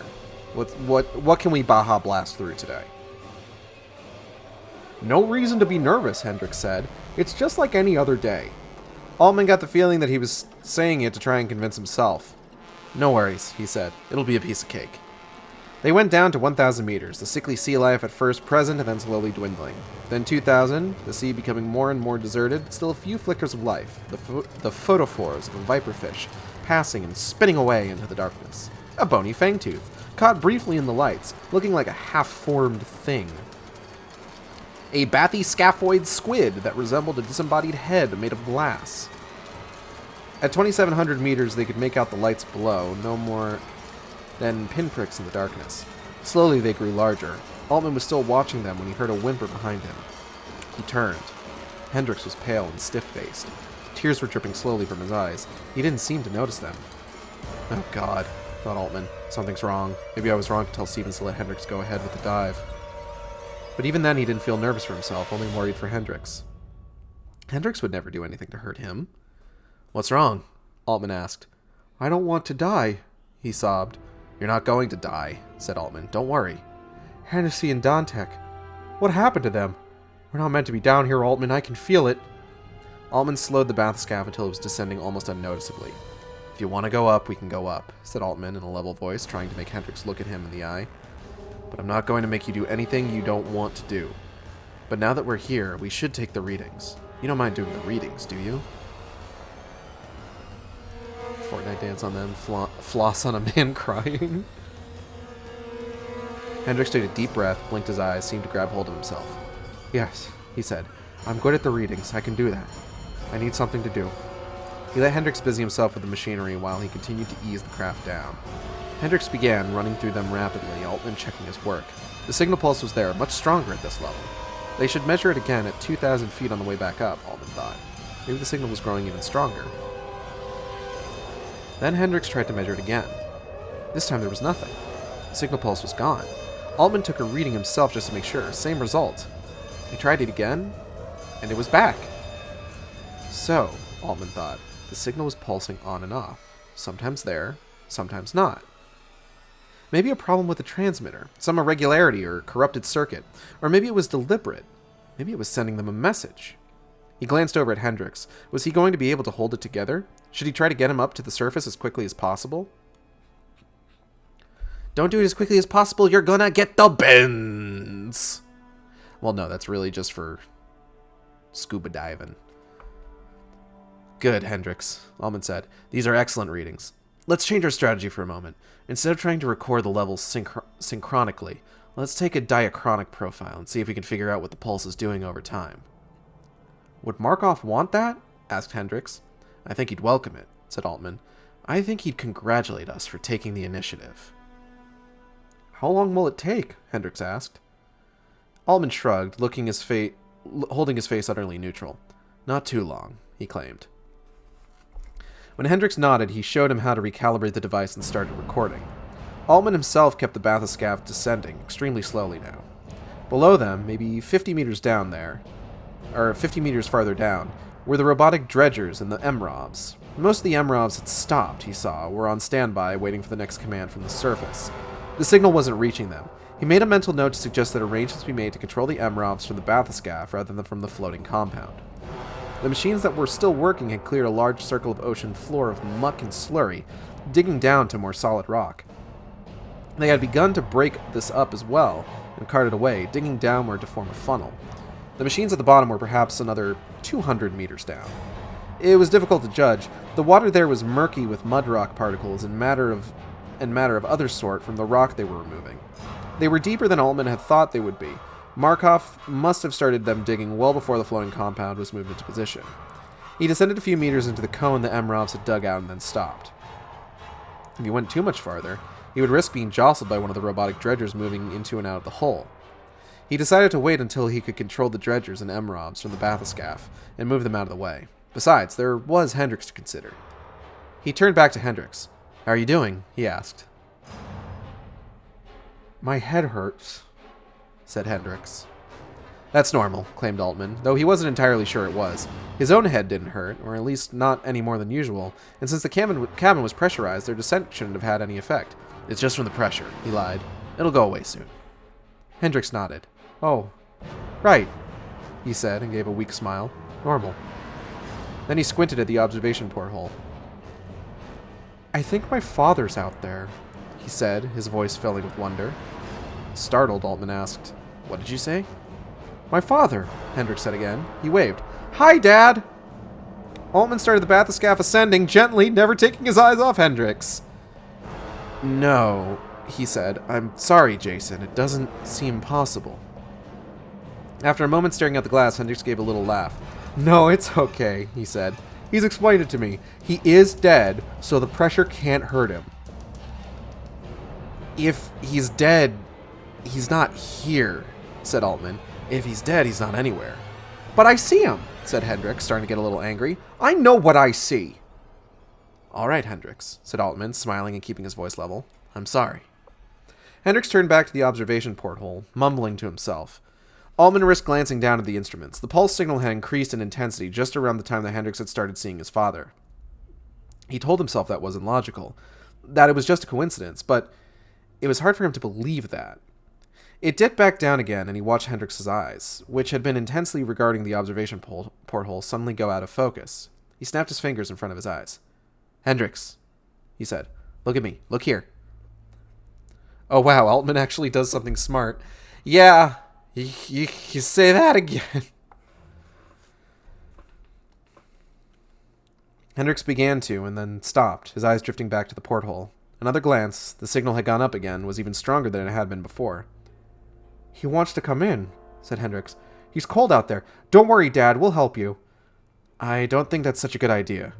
Hendricks got up from the chair and stumbled to the observation porthole, knocking his head against the glass. He hit it with his head, again and again. "Hendricks," said Altman, grabbing his arm. "Don't!" Hendricks shook Altman off, and then elbowed him hard in the face, knocking him out of his chair. "Come in, Dad!" he was shouting now. "Come in!" Altman pulled himself up and moved to the far end of the cabin. The controls, he realized, had been knocked in the struggle. They were descending again, slowly, and he hoped he could stop it before they plowed into a dredger. Hendricks was pounding on the porthole with his fist now, stopping only to claw at the edges with his fingernails. Altman searched frantically for a weapon. There was nothing, at least nothing he could immediately see. He searched his pockets, his person. Nothing. He crept forward, crouching. He reached past Hendricks' waist and flicked the lever even, was trying to nudge it forward to make the craft rise when Hendricks cried out and knocked him to the floor. "Don't touch him!" he was screaming. Dazed, Altman stared at the base of the console. "He's going to kill me," he suddenly realized. "I was wrong. I signed my death warrant when I cleared him." He didn't want to die. There had to be a weapon somewhere. Slowly, trying not to alert Hendricks, he wriggled backward and away from him. Once he was as far away as he could get, he sat up with his back to the bulkhead and removed his shoes. The shoes were modified bluchers, with a pebbled Vibram sole, but a hard heel and back. the sole flexible and with a snap to it. He stood up, took hold of each shoe by the toe box, made a chopping motion with his arms. Yes, he thought. It might be enough. You're not going to get him inside that way, said Altman. You need to bring him through the hatch. Hendricks stopped, turned around to look at him. I thought you didn't want him to come in, he said suspiciously. Are you kidding? Said Altman. I heard your father was a great guy. He is a great guy, said Hendricks, and smiled. Fine, said Altman. Then what are we waiting for? Let's get him in here. Hendricks stumbled toward the hatch, then stopped. Wait a minute, he said slowly. Why are you holding your shoes? Oh shit, thought Altman, but tried to stay calm. They're my favorite shoes. I thought I'd give them to your father, he said. This answer seemed to satisfy Hendricks. He nodded once and turned toward the ladder leading up to the hatch. As soon as his hands touched the ladder's rails, Altman was on him. He hit him as hard as he could in the back of the head with the heel of each shoe in turn, employing the shoe like a blackjack. Hendricks swayed, started to turn. Altman struck him again, then again. He crumbled and collapsed into a heap. Sorry about that, said Altman to his unconscious friend. I couldn't think of any other way. He quickly stripped off Hendricks' shirt and undershirt. He tore them into strips, twisted them into ropes. These he used to tie Hendricks' hands and arms behind his back, and then hog-tie his legs to his hands. He sat down and put his shoes back on, then examined the controls. Nothing had been hurt that he could see. They were floating just above and to one side of the hole the robotic units had dug out, probably carried there by some deep water current. He was about to start back up again when something caught his eye. An odd fish drifting awkwardly into his lights. It had a flayed, incomplete look. It was less like the prehistoric-looking fishes that he had seen so far on the dive, and than the corpse of a fish that had been dead and floating in the water for a few days. And yet, as he watched it, it moved, under its own power. There was something else puzzling about it. Rather than a long, slender body like a viperfish, or a thick, bulbous one like a lanternfish, it looked like a long fish that had been folded in half and then glued together. The head was surmounted by a wavy, translucent curtain of flesh that resembled nothing so much as a tail. In the place of its fins, it had what looked like little spurs of bone undulating from its sides. As he watched, a snaggletooth entered the lights, and the first fish darted towards it. The first fish caught the snaggletooth on its spurs and, undulating, began to tear it apart until the other fish was dead and in pieces. Intrigued, Altman pressed a button and filmed the end of the fight and the fish as it passed in front of them and into the darkness. And then he saw something else even stranger. Here and there, floating through the water, were patches of what looked like flat, pale, pink clouds. At first he thought it was a ray, but it wasn't differentiated in the way that a ray was. It was just a floating, billowing sheet of something. A strange jellyfish, maybe. A fungus of some kind. He nudged the bathyscaphe in for a closer look. When the craft touched it, it draped over the hull and then split apart, slowly re-knitting after their passage. Some of it, though, adhered to the observation porthole and remained there, caught on the rivets. Well, I'll be damned, said Altman. Behind him, Hendricks groaned. He was tied up, but who knew how long his bonds would hold? They had to get to the surface as quickly as possible. He turned off the override for the pellet release valve and pressed a button. The bathyscaphe began to rise.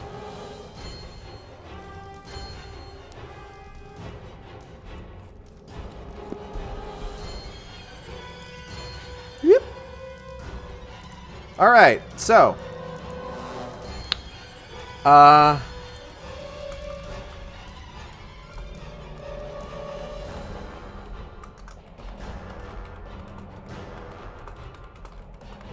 So Hendricks is not doing well. Hendricks is starting to succumb to marker madness.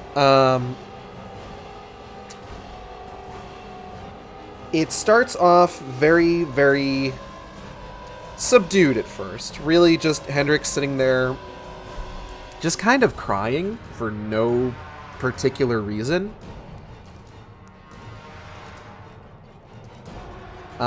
And then escalating to the fact that Hendricks starts seeing his dead father.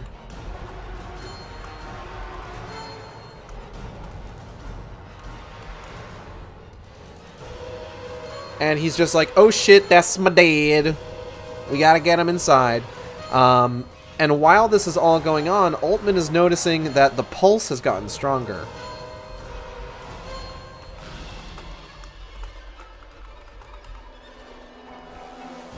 corresponding with Hendrix starting to lose his mind, maybe just a little bit more than usual. So Altman has to do some sick combos on Hendrix in order to subdue him.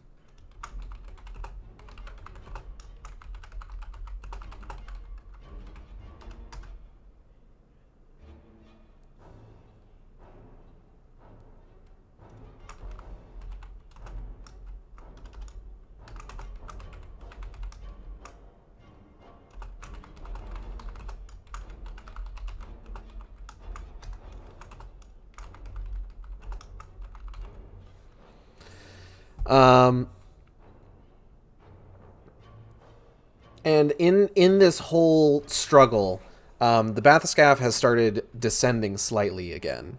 And they end up just sort of slightly at the entrance to the hole that all of these little robots have been digging. And what do they find?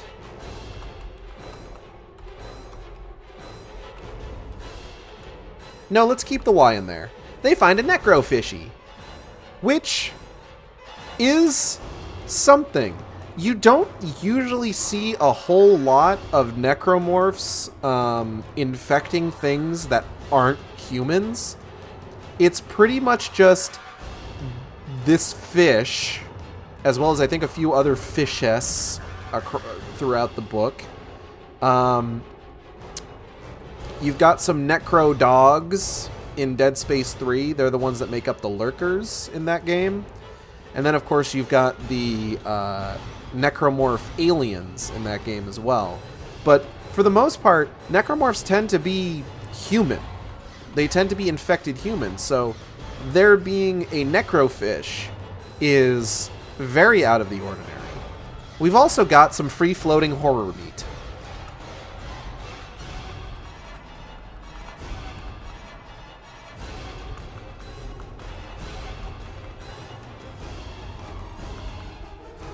And it's just kind of hanging out there in the ocean.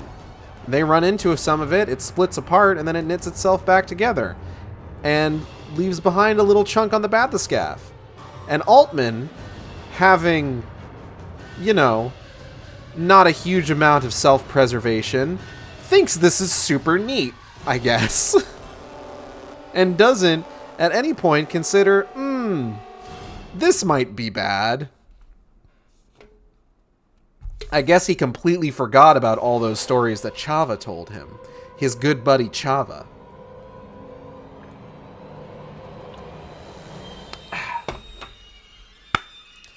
But yeah, another short chapter, not a whole lot happening.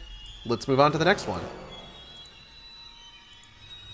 We got 50 minutes to get through these next couple chapters, because I have D&D tonight. Also, I want to make sure that we stop in time for everybody to go check out Team Catpole once they start streaming tonight as well. They're going to be streaming Persona 5. Chapter 37. He started broadcasting a looped SOS at 2,500 meters, but got only static. Hendrix was starting to come around. By 2,000 meters, he was back to his hysterical babbling. Altman tried to ignore it. Through his earpiece, Altman caught brief bits of something that he recognized as a human voice submerged in a wash of static. By 17... Stars without numbers, like Space D&D. Ooh! By 1,700 meters, it was less static than voice, but Hendrix was shouting now, straining in his bonds. Michael Altman, please respond, he finally heard the voice say. Michael Altman, do you read? He turned the loop off and went live. This is Altman, he said. The other voice started to answer and was suddenly interrupted. Markov's voice came on. Altman? He said. What the fuck is going on? Hendrix flipped out, Altman said. I've got him tied up. That's him screaming in the background. What happened? Just a minute, said Altman. Hendrix had started to work his way loose. He took off his shoes again, slowly crept up next to him. Altman? Markov's voice was saying in his ear. Are you alright, Altman? He struck Hendrix hard in the back of the head twice, and he stopped moving. What was that sound? Asked Markov. That sound was the sound of me trying to stay alive, said Altman. He undid the ligature and re-hog-tied Hendrix. I'll tell you more when I get to the surface, he said. Oh, and it might be a good idea to have a few guards on hand in the submarine bay. Markov had started to speak again, but Altman turned the transmitter off. He began to think. It wasn't likely that Hendricks would break free. As long as he didn't forget about him, things would be okay. He looked out the observation porthole. The tatter of the pale pink substance was still there on the rivets, undulating slightly as the submarine rose. He knew if Markov saw it, he'd take it away for testing by members of his inner circle, and he, Altman, wouldn't hear anything further about it. Same with the footage of the unusual fish. He removed his holopod from his pocket and connected it to the console, then copied the vid footage of the fish onto it. He'd have to leave it in the system as well. Markov and his minions? Like Despicable Me? Minions would no doubt be able to tell if something had been erased, but maybe they wouldn't be able to tell it had been copied. He had to try to find some answers on his own. The pink swath was a little harder, but a plan began to form in his mind. He checked the pulse signal monitor. The signal had fallen off again. He checked back through the history. If the pattern continued, it should start to rise again. What he was planning to do was dangerous. No doubt Ada would tell him to leave well enough alone, that he was only likely to get himself killed, which is why he would never tell her about it. Maybe she was right, but his desire to know was much too great. Hey, remember that part earlier on where Altman was just like, "Don't worry, Ada, I will definitely tell you everything"? He slowed the bathyscaphe as he came up, trying to time it so that the signal would be strongest and Hendricks would be regaining consciousness just at the moment the craft moved into the submarine bay. Hendricks was groaning, his eyes fluttering by the time they were fully in. Altman knelt down and undid the ligature that hogtied Hendricks, then undid the rope around his legs but left his hands tied. He unrolled one of the ropes and tore a square of fabric off of it, which he tucked into his pocket. Then he helped Hendricks get to his knees. It was cruel, but he couldn't think of another way. "Where's your father, Hendricks?" he asked. The man's eyes focused briefly, then moved independently of each other, wandering about the sockets.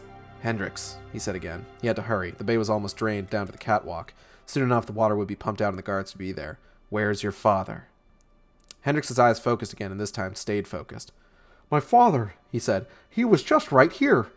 "We left him down there," suggested Altman. "We abandoned him. You abandoned him." For a moment there was no response, and then, abruptly, Hendricks let out an ungodly howl of pain and slammed his head into Altman's chest. It hurt like hell. Then he fell on top of Altman, slavering, trying to bite his face. Altman got his hands up against his shoulders and tried desperately to hold him away, watching the man bare his teeth and shake his head like a wild animal. But he was too heavy, was bearing down too hard, his teeth getting closer and closer to Altman's face. He cried out and pushed out as hard as he could, genuinely terrified now, trying to roll him off but failing. Just when he thought he couldn't hold him back anymore, the bathscaphe's hatch hissed open and a guard dropped in and wrapped an arm around Hendricks' neck. Altman scrambled back and away, dodging a second guard who had dropped down and scurrying up the ladder to the hatch. There was a group of guards around the hatch pointing their weapons at him when he came out. He pushed past and, stumbling, rolled off the curve of the bathscaphe onto the catwalk, not onto the catwalk, but into the water. He had only a few seconds. Holding his breath, he floundered briefly to the observation porthole, tugging the square piece of cloth from his pocket and using it to gather up the pale pink swath. Through the porthole, he caught a glimpse of Hendricks struggling with the two guards, who had forced him back to the floor. He balled up the sodden cloth and thrust it deep into his pocket and returned to the surface. He broke to shouts and cries. Hands were immediately there, pulling him into the catwalk and out of the water. Somebody wrapped a blanket around him. "Don't kill Hendricks," he heard himself shouting. "He doesn't know what he's doing." And then he was hustled out.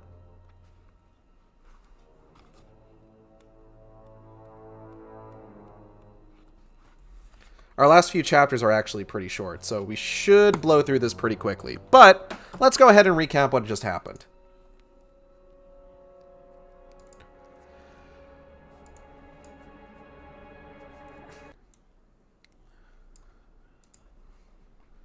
Okay, so they're on their way back up.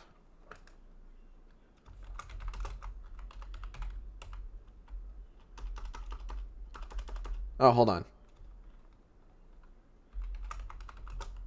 I have a better joke.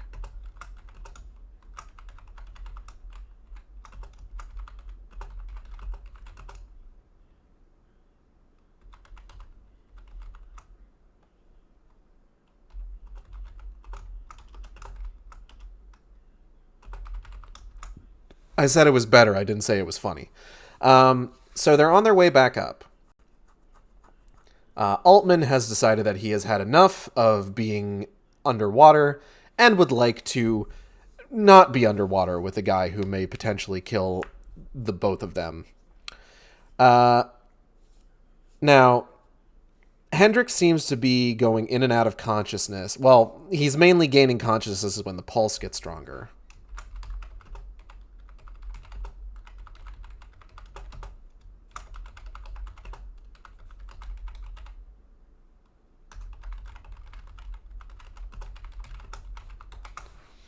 And when he regains consciousness, he maybe starts to lose it just a little bit more. Radio the static, mission shoot, Kunju smack smack. I'm just surprised Altman actually has some self-preservation. He has some. It's not a lot. And we're going to get to that in just a bit, but surprisingly, he does have some. Now, Hendrix almost gets free, but Altman manages to fucking shoe combo him back into submission.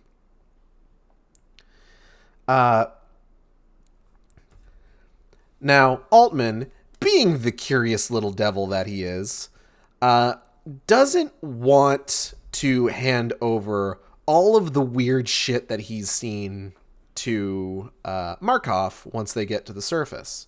So he hatches a plan. The first thing is that he's going to copy his fish video.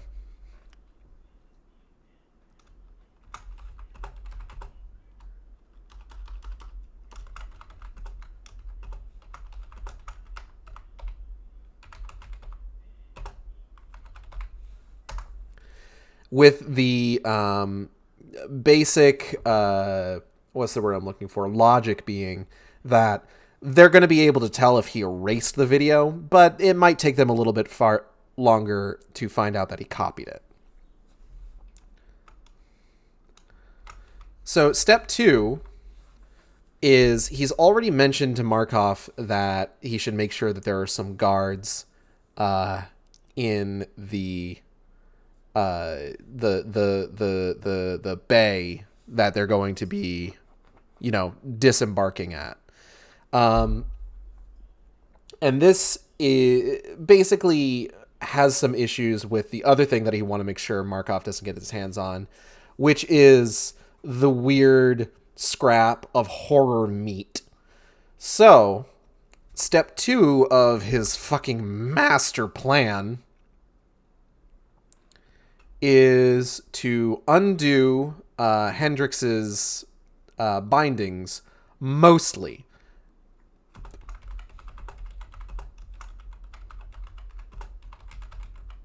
Bindings? There we go.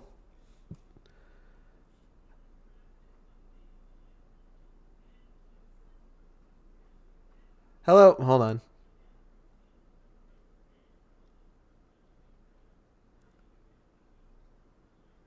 No, it's okay. Just give me a second. I'm trying to figure out how I'm supposed to pronounce your name. Mortimer Mouse? Does that sound about right? Dope. All right. Hello. Welcome to the Sharkstream. It's good to have you here. I hope you enjoy your time.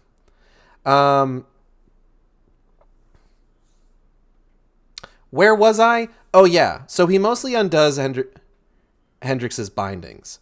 He leaves his hands bound because he's not a complete idiot, just mostly an idiot. Step 3 is to wait until Hendrix has regained consciousness and then taunt the hell out of him.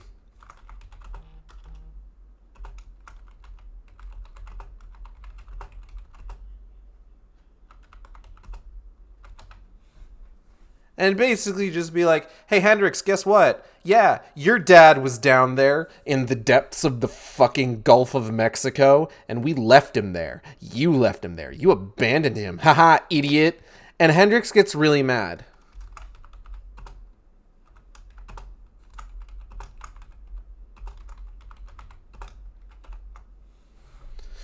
Hendrix gets really mad and tries to eat Altman's face, which is kind of a weird sentence to say out loud. But that's what happens. He makes Hendrix really mad, and Hendrix tries to eat Altman's face. Altman manages to defend him off long enough until Step 5 can be implemented.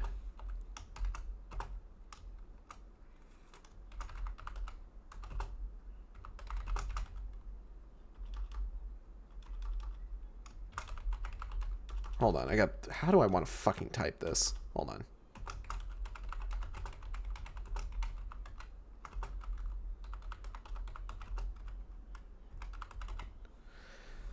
So Hendrix going nuts distracts the guards long enough for Altman. I keep wanting to say Isaac. And it's just like, no, this isn't that Dead Space media. We will get back to the ongoing adventures of Isaac Clarke eventually, but we have, like, other protagonists to deal with. Where was I? Okay. So he distracts the guards, and he scrambles up the ladder, out of the bathyscaphe, and then just fucking rolls down the side of it.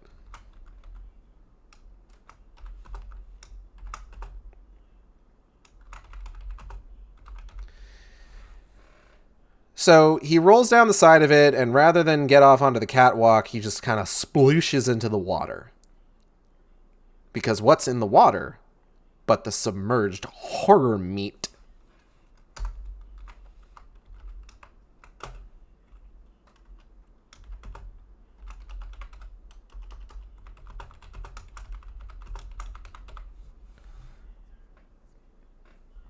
Now, obviously, he's not going to grab it barehanded. That would be gross. He goes ahead and has like a scrap of cloth that he wraps it in, which, quite honestly, necrotic flesh, don't think it would be deterred by a few layers of fabric. But then again, I'm not a scientist in the Dead Space universe. I'm not a scientist in the real world either. I just play one on TV. I don't. That's also a lie. Future suit. But yeah. So his plan goes off flawlessly. Then again, Altman ain't one either. No, Altman's a geophysicist. He's not like this necrotic, like necromorph flesh would probably be more of a xenobiologist kind of thing, but like he's a scientist. I bet it's spill-proof and demon-proof. I wonder what would happen if you like dove underwater in like clothing that is like hydrophobic. That'd be interesting. I think that would be worth a look. That's not what we're here to talk about, though. So the chapter ends with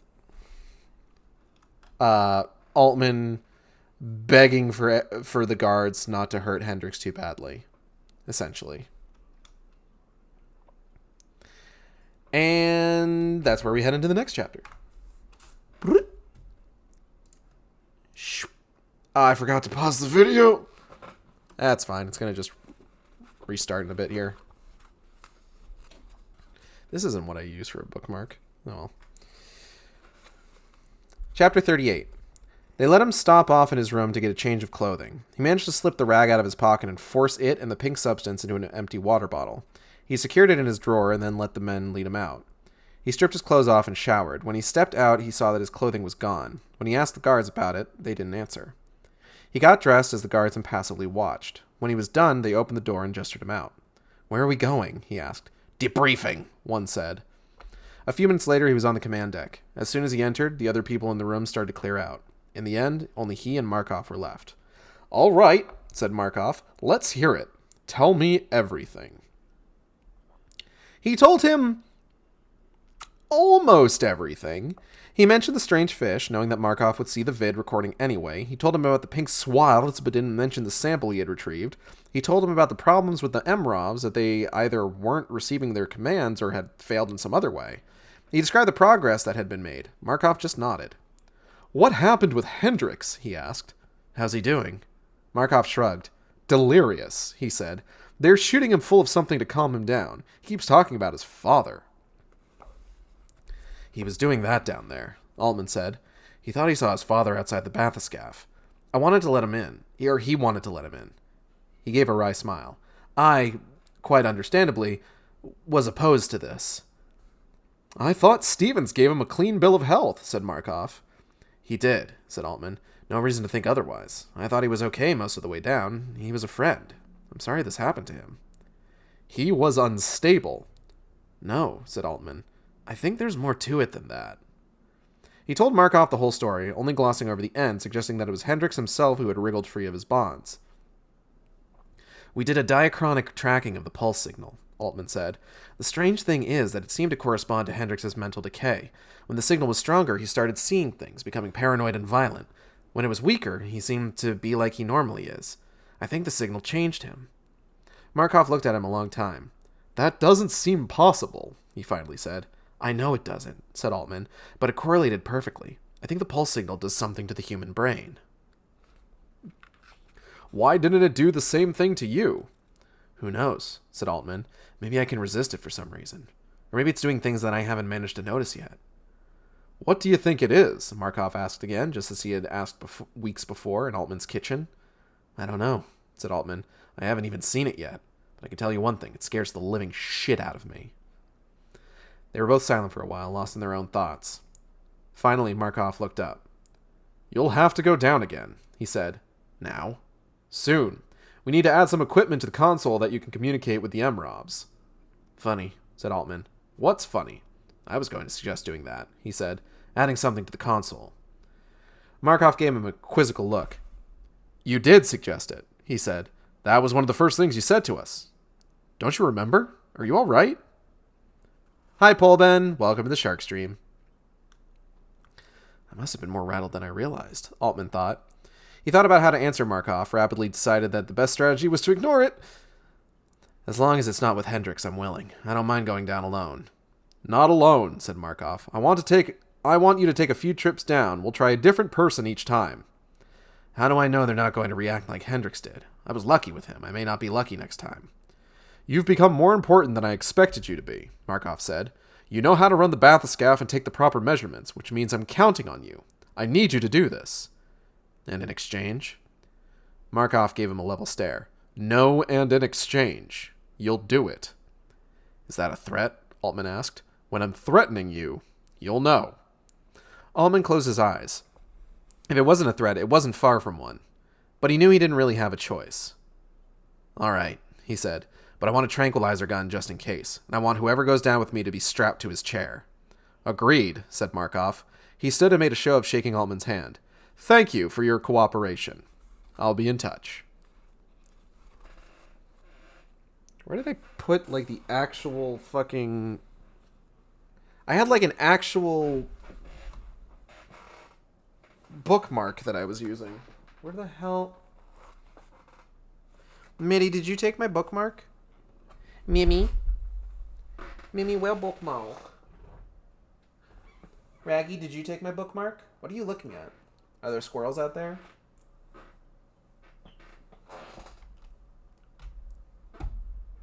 This is actually going to bug me. Like, a lot. Where the hell is it? Alright, hold on, everybody. Oh, it's right here. It was directly in front of me, but I was looking at it from the side, so it was nearly invisible.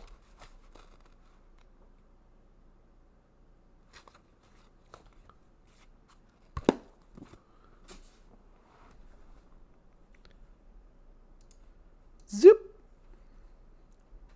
All right. So, another short chapter. Like I said, these last few chapters are all going to be short ones.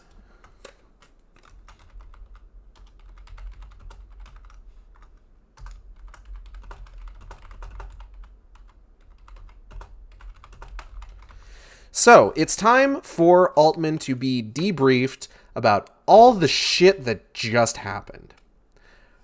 But before he can, he manages to squirrel away the horror meat into a water bottle.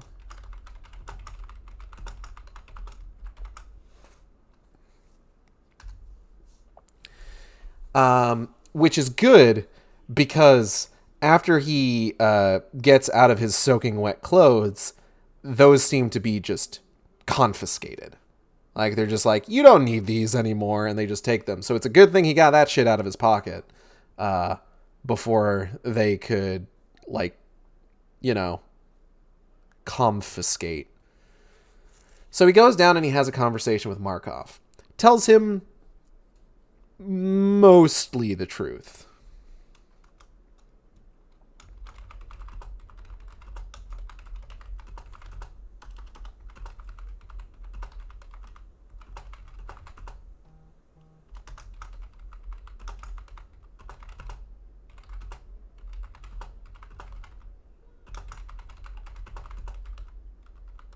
Oop, hold on.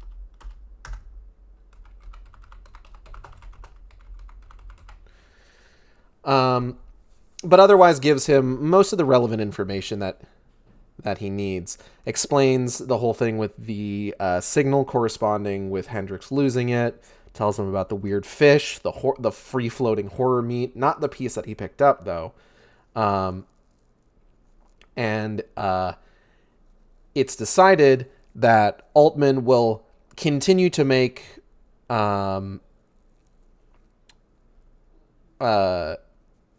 dives down towards the crater. Now, it's established here that the signal does not seem to be affecting Altman, or at the very least, not affecting him in the same way.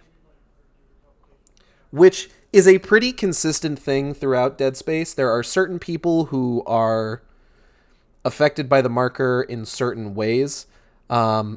For a lot of people, it tends to be like violent dementia, hallucinations of dead friends and family that kind of like spurn them towards committing acts that result in more dead bodies. Kind of like what happened with Hendrix or what happened with Hennessy. But that's not to say that Altman hasn't been affected by it at all. On the contrary, in that very same conversation, we see that Altman actually does have something going on because he forgets that he already suggested adding something to control the robotic diggers to the Bathyscaph's console.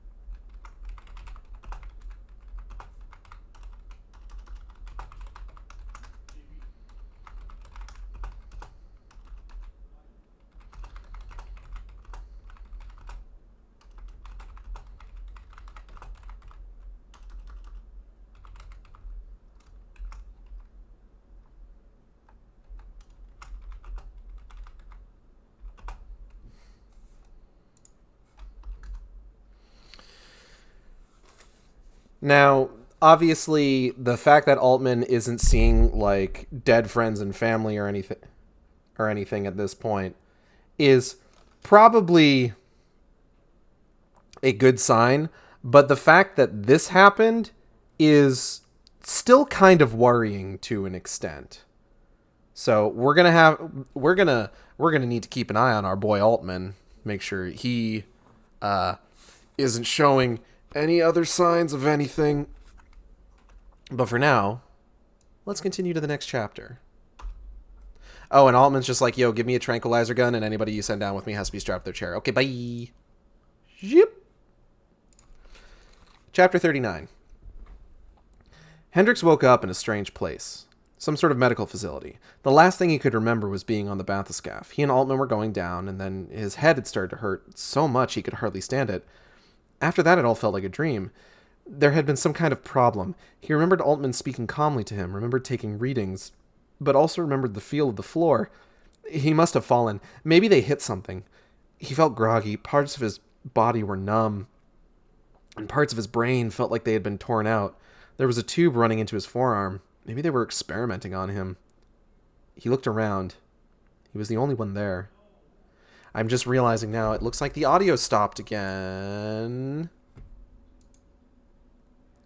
How hard is it to loop the video? Apparently pretty difficult. There we go. He was the only one there. He moved furtively out of bed, peeling the tape off the tube in his arm and pulling it out. You don't want to do that! Okay. It burned coming out. He dropped it, left it dribbling beside the bed, and stumbled to the door. It was locked. He stayed there, staring at the handle. After a while, he heard the sound of footsteps in the hall outside. He rushed back into his bed and half closed his eyes. Through his eyelashes, he watched the door open. A woman came in, dressed in white, carrying a hollow board. She walked straight to his bed. His mind pictured him running out the door at the far end of the room, but in the end his body did not move. "Hello," said the woman. "How are we today?" He didn't say anything, still pretending to be asleep. "Oh dear, you've torn your IV out again," she said. "We can't have that, can we?" She bent down for the end of the tube. It was at that moment that his body decided to reach up and grab her wrist. True, he was in his body, was watching through his eyes, but it was doing things he wasn't telling it to do. He wasn't the one controlling it, which meant there must be someone else in there with him. As soon as he thought that, it felt like everything was happening at a little distance, like he'd sunk deeper into his body, like he'd never be in control of the body again. And yet he could still feel everything. He watched the hand holding the nurse's arm pull her on top of him like she was a doll. He felt the jaw opening and the teeth closing around the nurse's neck, and then a series of wet sounds as the neck burst open and warm blood spilled across his chin and his own neck. Her wrist, the one he was holding, he saw was broken, crushed, and the arm attached to it was no longer sitting in the socket right. She was trying to gasp for breath, but there was a hole in her windpipe now, and all that came out was a hissing and a mist of blood. Her face was just above him, her eyes terrified for a moment, but almost immediately becoming loose in their orbits as she lost consciousness. A few seconds later, after his body had done a few more things to her, he was certain she was dead. If he'd been asked to describe exactly how it happened, he wouldn't have been able to say, though he was fairly certain he had something to do with it. Or not him, exactly, his body. One moment she was still alive, even if just barely, and then there was an awful blur of things happening. When they stopped, she was dead. He patted softly at the door and tried it. It was still locked. How was that possible? She'd come through it, hadn't she? She must have had a key. He shambled back to her corpse in search of her pockets, but he couldn't find any pockets. She was too much of a mess. Pushing his bloody hands through the sopping remains of clothing and flesh, he finally found something hard that wasn't a bone. He had just straightened up, bloody key in hand, when he realized he wasn't alone in the room after all. There was a shape, there, in the shadows of the last bed. "Who is it?" he asked. "Don't you recognize me?" a voice said. He went a little closer, then closer still. It was as if the person he was both there and not there at the same time. And then, suddenly, he felt a piercing pain in his head. He staggered. When he looked back up, he knew who it was. "Dad," he said. "Good to see you, Jason," he said. "Come sit down. I want to have a serious talk with you." "What about, Dad?" But his dad wasn't where he thought he was. He turned around and found him in another bed. "We're failing, Jason," his dad said. "You should leave that thing down where you found it. Convergence is not the only thing that matters." "Convergence?" asked Hendricks. Then had to search frantically for his father, who had somehow moved again. "They want us all to become one, son." He gave a mournful smile, shaking his head. "Can you imagine?" he said. "Who's they, Dad?"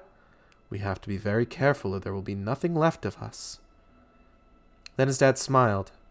It was a beautiful smile, like he used to give Jason back when he was very young, just a few years old. Jason had forgotten that smile, but now it all came flooding back. "Tell them, Jason," he said. "Tell everyone." "I will, Dad," he whispered. "I will." There was some noise behind him, but he didn't want to look away from his father's face. If he did, he feared he'd never find it again. Then there was shouting. He ignored it as long as he could, but it was too powerful. He turned around and moved toward it. There was a roar and a flash, and he was suddenly on the ground staring up at the ceiling. "I should get up and tell them," he thought, but when he tried, he couldn't move. "I'll just lie here," he thought. Dad? He whispered, but there was no answer.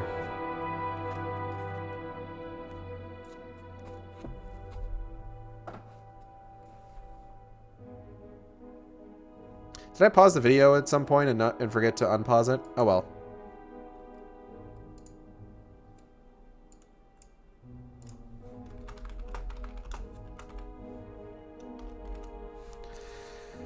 So that happened. So we get another dead person saying like, hey, don't fuck with the marker.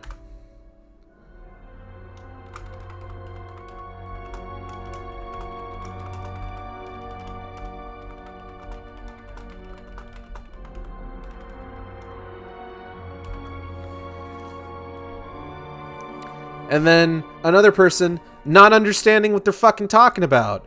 And then Hendrix gets shot. You know, because he ate a nurse.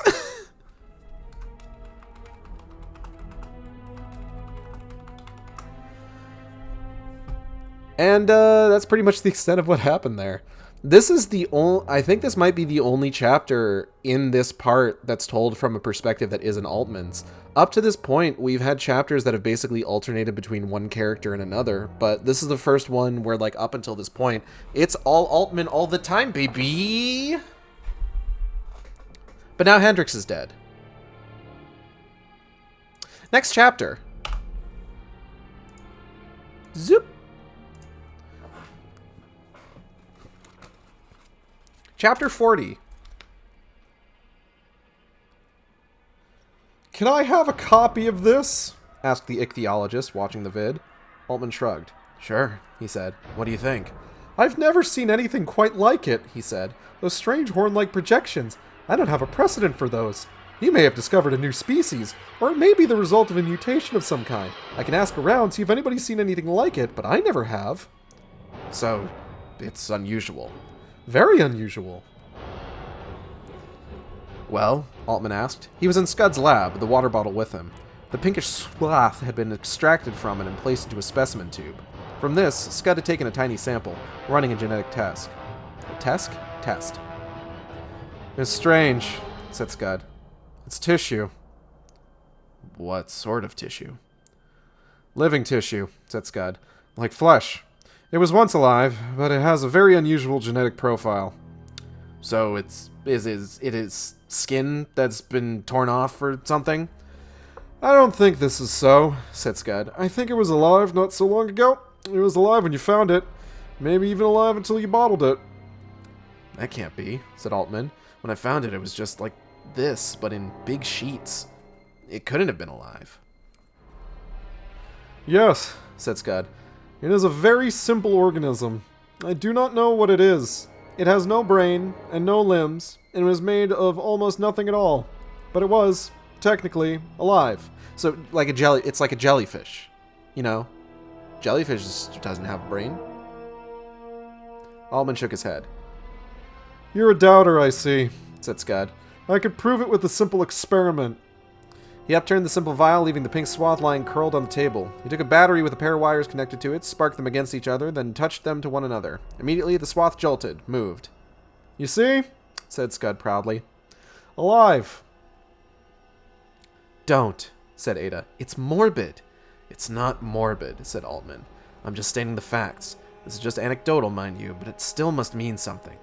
She rolled her eyes. Just listen, said Altman. Just listen and give me a hand. He held up one finger. You were the one who started this back in the town.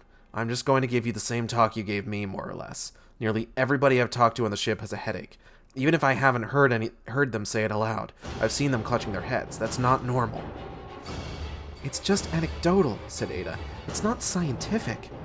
I said that already, said Altman. It could be a gas leak, said Ada, or a problem with the ventilation system. It could be, said Altman. But most of those people have been having headaches long... Oh, this doesn't have a fucking quotation on it. But most of those people have been having headaches long before that. They've been having them ever since the first signal broadcast. He held up a second finger. Insomnia, he said. I've asked around about this. Showalter has it. I have it off and on. The German scientist has it. I heard the 2 guards outside the command center complaining about it, and then later another 3 in the main dome. Have you had it? No, said Ada. But I've been having weird dreams. That's the other thing people are talking about, said Altman, raising another finger. Strange, vivid dreams. I've had them too, lots of people have. And then we get to the more extreme cases. He held up 2 more fingers. Attacks, he said, wiggling one, and suicides, he said, wiggling the other. Not scientific, I admit, he said. Well, we've only been talking a few minutes, and I've already run out of fingers. I've never been around a place where I've seen so many of either. I heard that Wenbo went crazy, said Ada. Tried to strangle one of Markov's men. I heard the same thing, said Altman. Similar thing happening with Clairbout and Dawson. And Lumley stabbed Ewing and then painted a set of weird symbols on the walls of his own room with his own shit. And who knows what we're not hearing about and what they're covering up. Ada shuddered. And poor Trossel, she said. He always seems so stable. Suicides and attempted suicides. Don't forget Press. Frank Press? Did he attempt suicide? Not only did he attempt it, he succeeded. There must be at least 3 or 4 more on that list, too. Doesn't seem abnormal. I mean, there are only 200 or 300 on board. That'd put the suicide rate up over 2%. That can't be normal, can it? Ada shook her head. It's not scientific, said Altman, waving his fingers around. They still don't like what it's telling me. Ask around, see if I'm wrong. Hope to God I am. A few hours later, Markov appeared at his door. He was carrying a tranquilizer gun in his hand. It looked like an ordinary pistol, but with a longer and thicker barrel, a square cartridge near the barrel's end. I wonder if it's supposed to look like one of the PSEC pistols, like in Downfall or Extraction. Ever worked one of these? He asked. Altman shook his head. He opened the cartridge. Darts go here, he said. Cartridge snaps in and out. There are CO2 cartridges in the grip, but you don't need to worry about ever changing those. We'll handle it. You pull this bolt back, he said, drawing back a lever on the gun's side, and set the safety like this. It's easy to thumb off. As long as the bolt's back, it'll shoot. Aim for the flesh. It won't go through clothing. I didn't say that, said Markov. It'll go through clothing, but clothing means more chances of something going wrong. Aim for flesh. Or if you're not much of a shooter, just try to push it up against the person's chest before you fire. He handed the tranquilizer over to Altman, who held it awkwardly. That dart contains a strong sedative. It'll take a few seconds to take effect, Markov said. It'll hurt going in, but probably not enough to slow a maniac down much. You sure you don't want a real gun? Altman shook his head. You leave in 15 minutes, Markov said. Hurriedly, he tracked down Ada and told her what was happening. I don't want you to go down there again, she said. It doesn't affect me. He kissed her again. Besides, I have no choice. But after what happened to Hendricks, I handled that all right, didn't I? We're still both in one piece, aren't we? She covered her mouth with one hand. You haven't heard? She said. Haven't heard what? Hendricks is dead. He killed a nurse, tore her apart. They had to shoot him. Stunned, he collapsed onto the bed. He didn't trust himself to speak. Even more so than Moresby, this had been his fault. Maybe if he'd turned back when Hendricks had first wanted, it wouldn't have happened. How many deaths would be on his conscience before it was all over? Ada was lying beside him, stroking his forehead. I'm sorry, she said. I'm sorry. And then, Michael, don't go. He shook his head.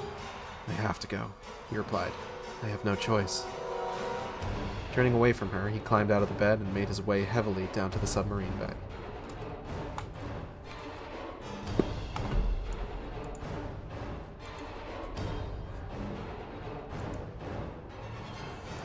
And that's the end of part 4. So let's go ahead and recap this, and then we'll wrap things up. So, we start this chapter with Altman showing off the video of the fish to an ichthyologist, and I am going to try and spell ichthyologist right on the first try. How'd I do?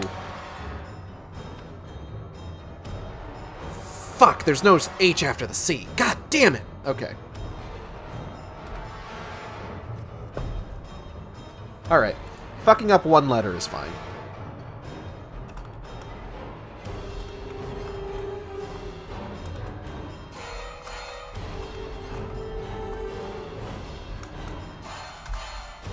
The ichthyologist thinks it's pretty weird. And then he shows the horror meat to Scud. I'm talking very loudly. I apologize.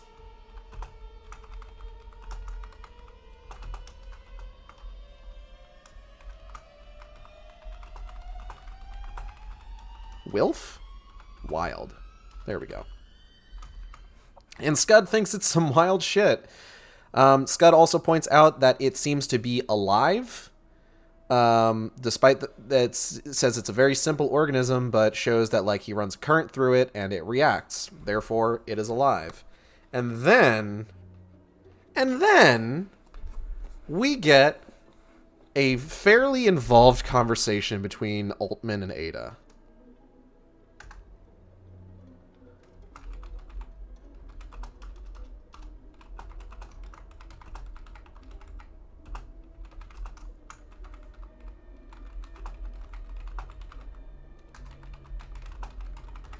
And it's all about how everybody is losing their fucking minds. Altman points out that a lot of people, that everybody in the whole place are experiencing pretty much the exact same shit. Headaches, insomnia, weird dreams, people becoming violent and attacking others, and suicides or attempted suicides. 5 big things that everyone is dealing with. And it's here that we learn that things are actually a lot worse than we thought at first. Because it seems like they've been here for, like, maybe a couple weeks, and there are several people that are already, like, dead or, like, committed.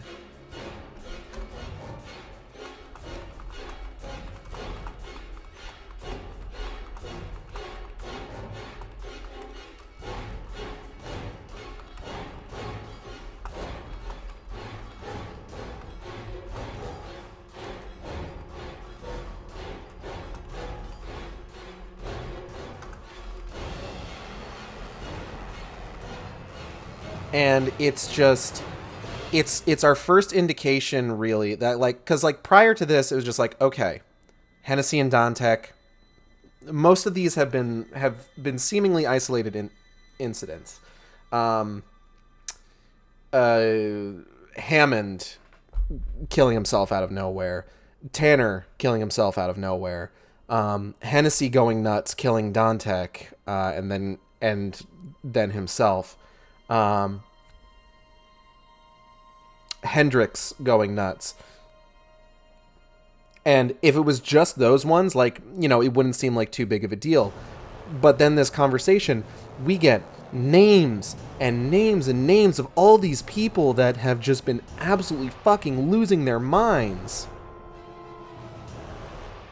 And then it's time for Altman to go back down in the bathyscaphe.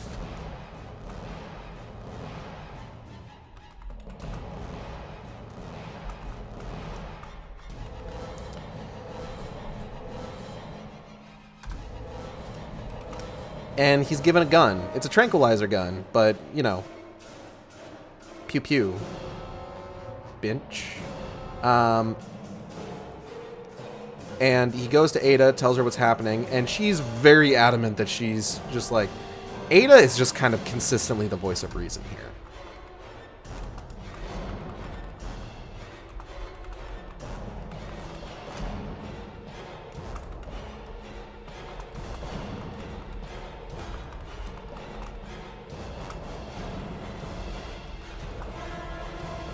Oof.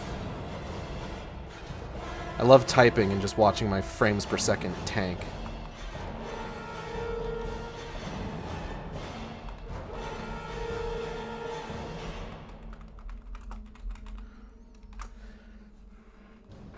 Most of Ada's ideas have just been like, hey, don't do this thing that's like actually super fucking dangerous. Too bad for once Altman really can't not be Altman. Yeah, Altman doesn't really have a choice about in this situation, really. Like, more so than ever before. Like, before, it was just like, no, Ada, I have to do this for science or something. But this time it's just like, no, Ada, I have to do this. Markov said so. And this is, of course, where Altman learns that his good buddy Hendrix is dead. You know, because he ate that nurse.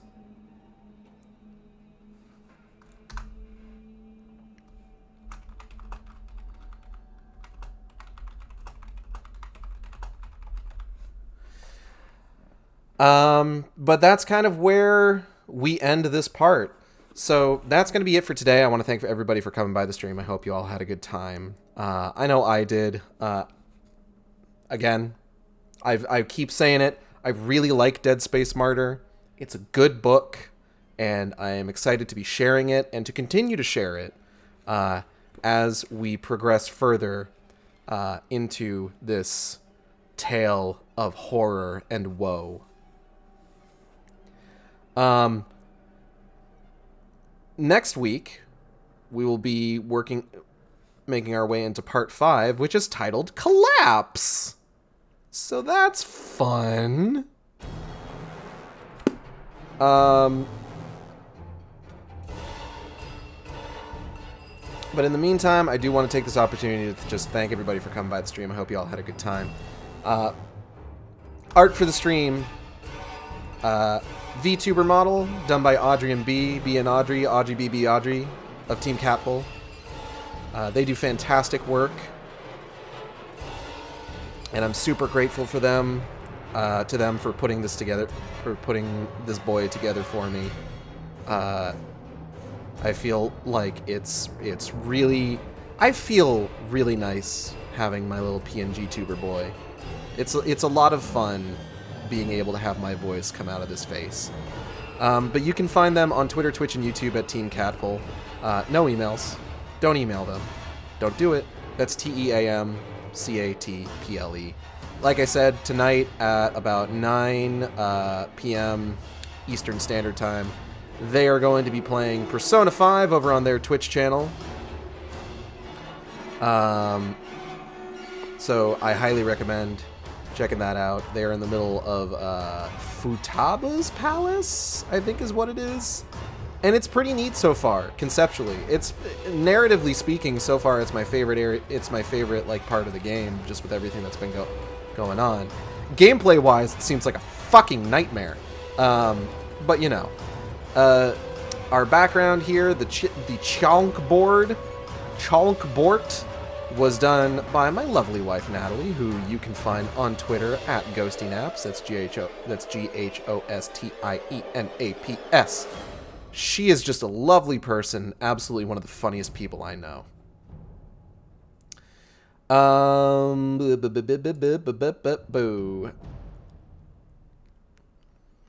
Upcoming streams. Mitty just knocked over my controller. Wednesday, Skyward Sword. We're back at it again. We're in the desert. We're gonna be doing deserty things. Time warps. It'll be fun. It'll be fun. I hope you tune in. Thursday, we will be starting God of War 3, the climactic entry in the Greek era of God of War. And then we'll be ending the Greek era with a whimper when we get to God of War Ascension, because weirdly they decided to make the last game they released in the Greek era for God of War a prequel to everything, which feels weird. But, you know, it's not like they could set a Greek era game after God of War 3, considering at that point all of the gods were basically dead. Friday, Audrey and B of Team Capel will be back on the Sharkstream for Castlevania, Lords of Shadow, Mirror of Fate, HD, and Knuckles, featuring Dante from the Devil May Cry series, new funky mode, remastered, war mastered, definitive edition. And we will be starting Trevor's chapter, the Trevor Belmont chapter, where we will be playing as Trevor Belmont. So I hope you'll tune in for that. It's probably going to be our last Mirror of Fate stream, and then after that we're going to be starting Castlevania Lords of Shadow 2. Rapidly approaching the end of the Castlevania Lords of Shadow games. And then, I don't know if I'm going to go back to solo streams on Fridays for a while. I actually really like having guests on. So I might figure something out there. I might go ahead and, like, you know, maybe see if like I can put together like a stream of like one of the games that I've previously played on stream that I want to do a redo of, or maybe I'll finally like do Shadow the Hedgehog so that I can move on to Sonic 06, the long-awaited playthrough of Sonic 06. And then, of course, next Saturday we'll be back with more Dead Space. But for now, I'm going to be getting out of here, and I will see you next time on the Sharkstream. Same shark time, same shark channel. Take care, everybody.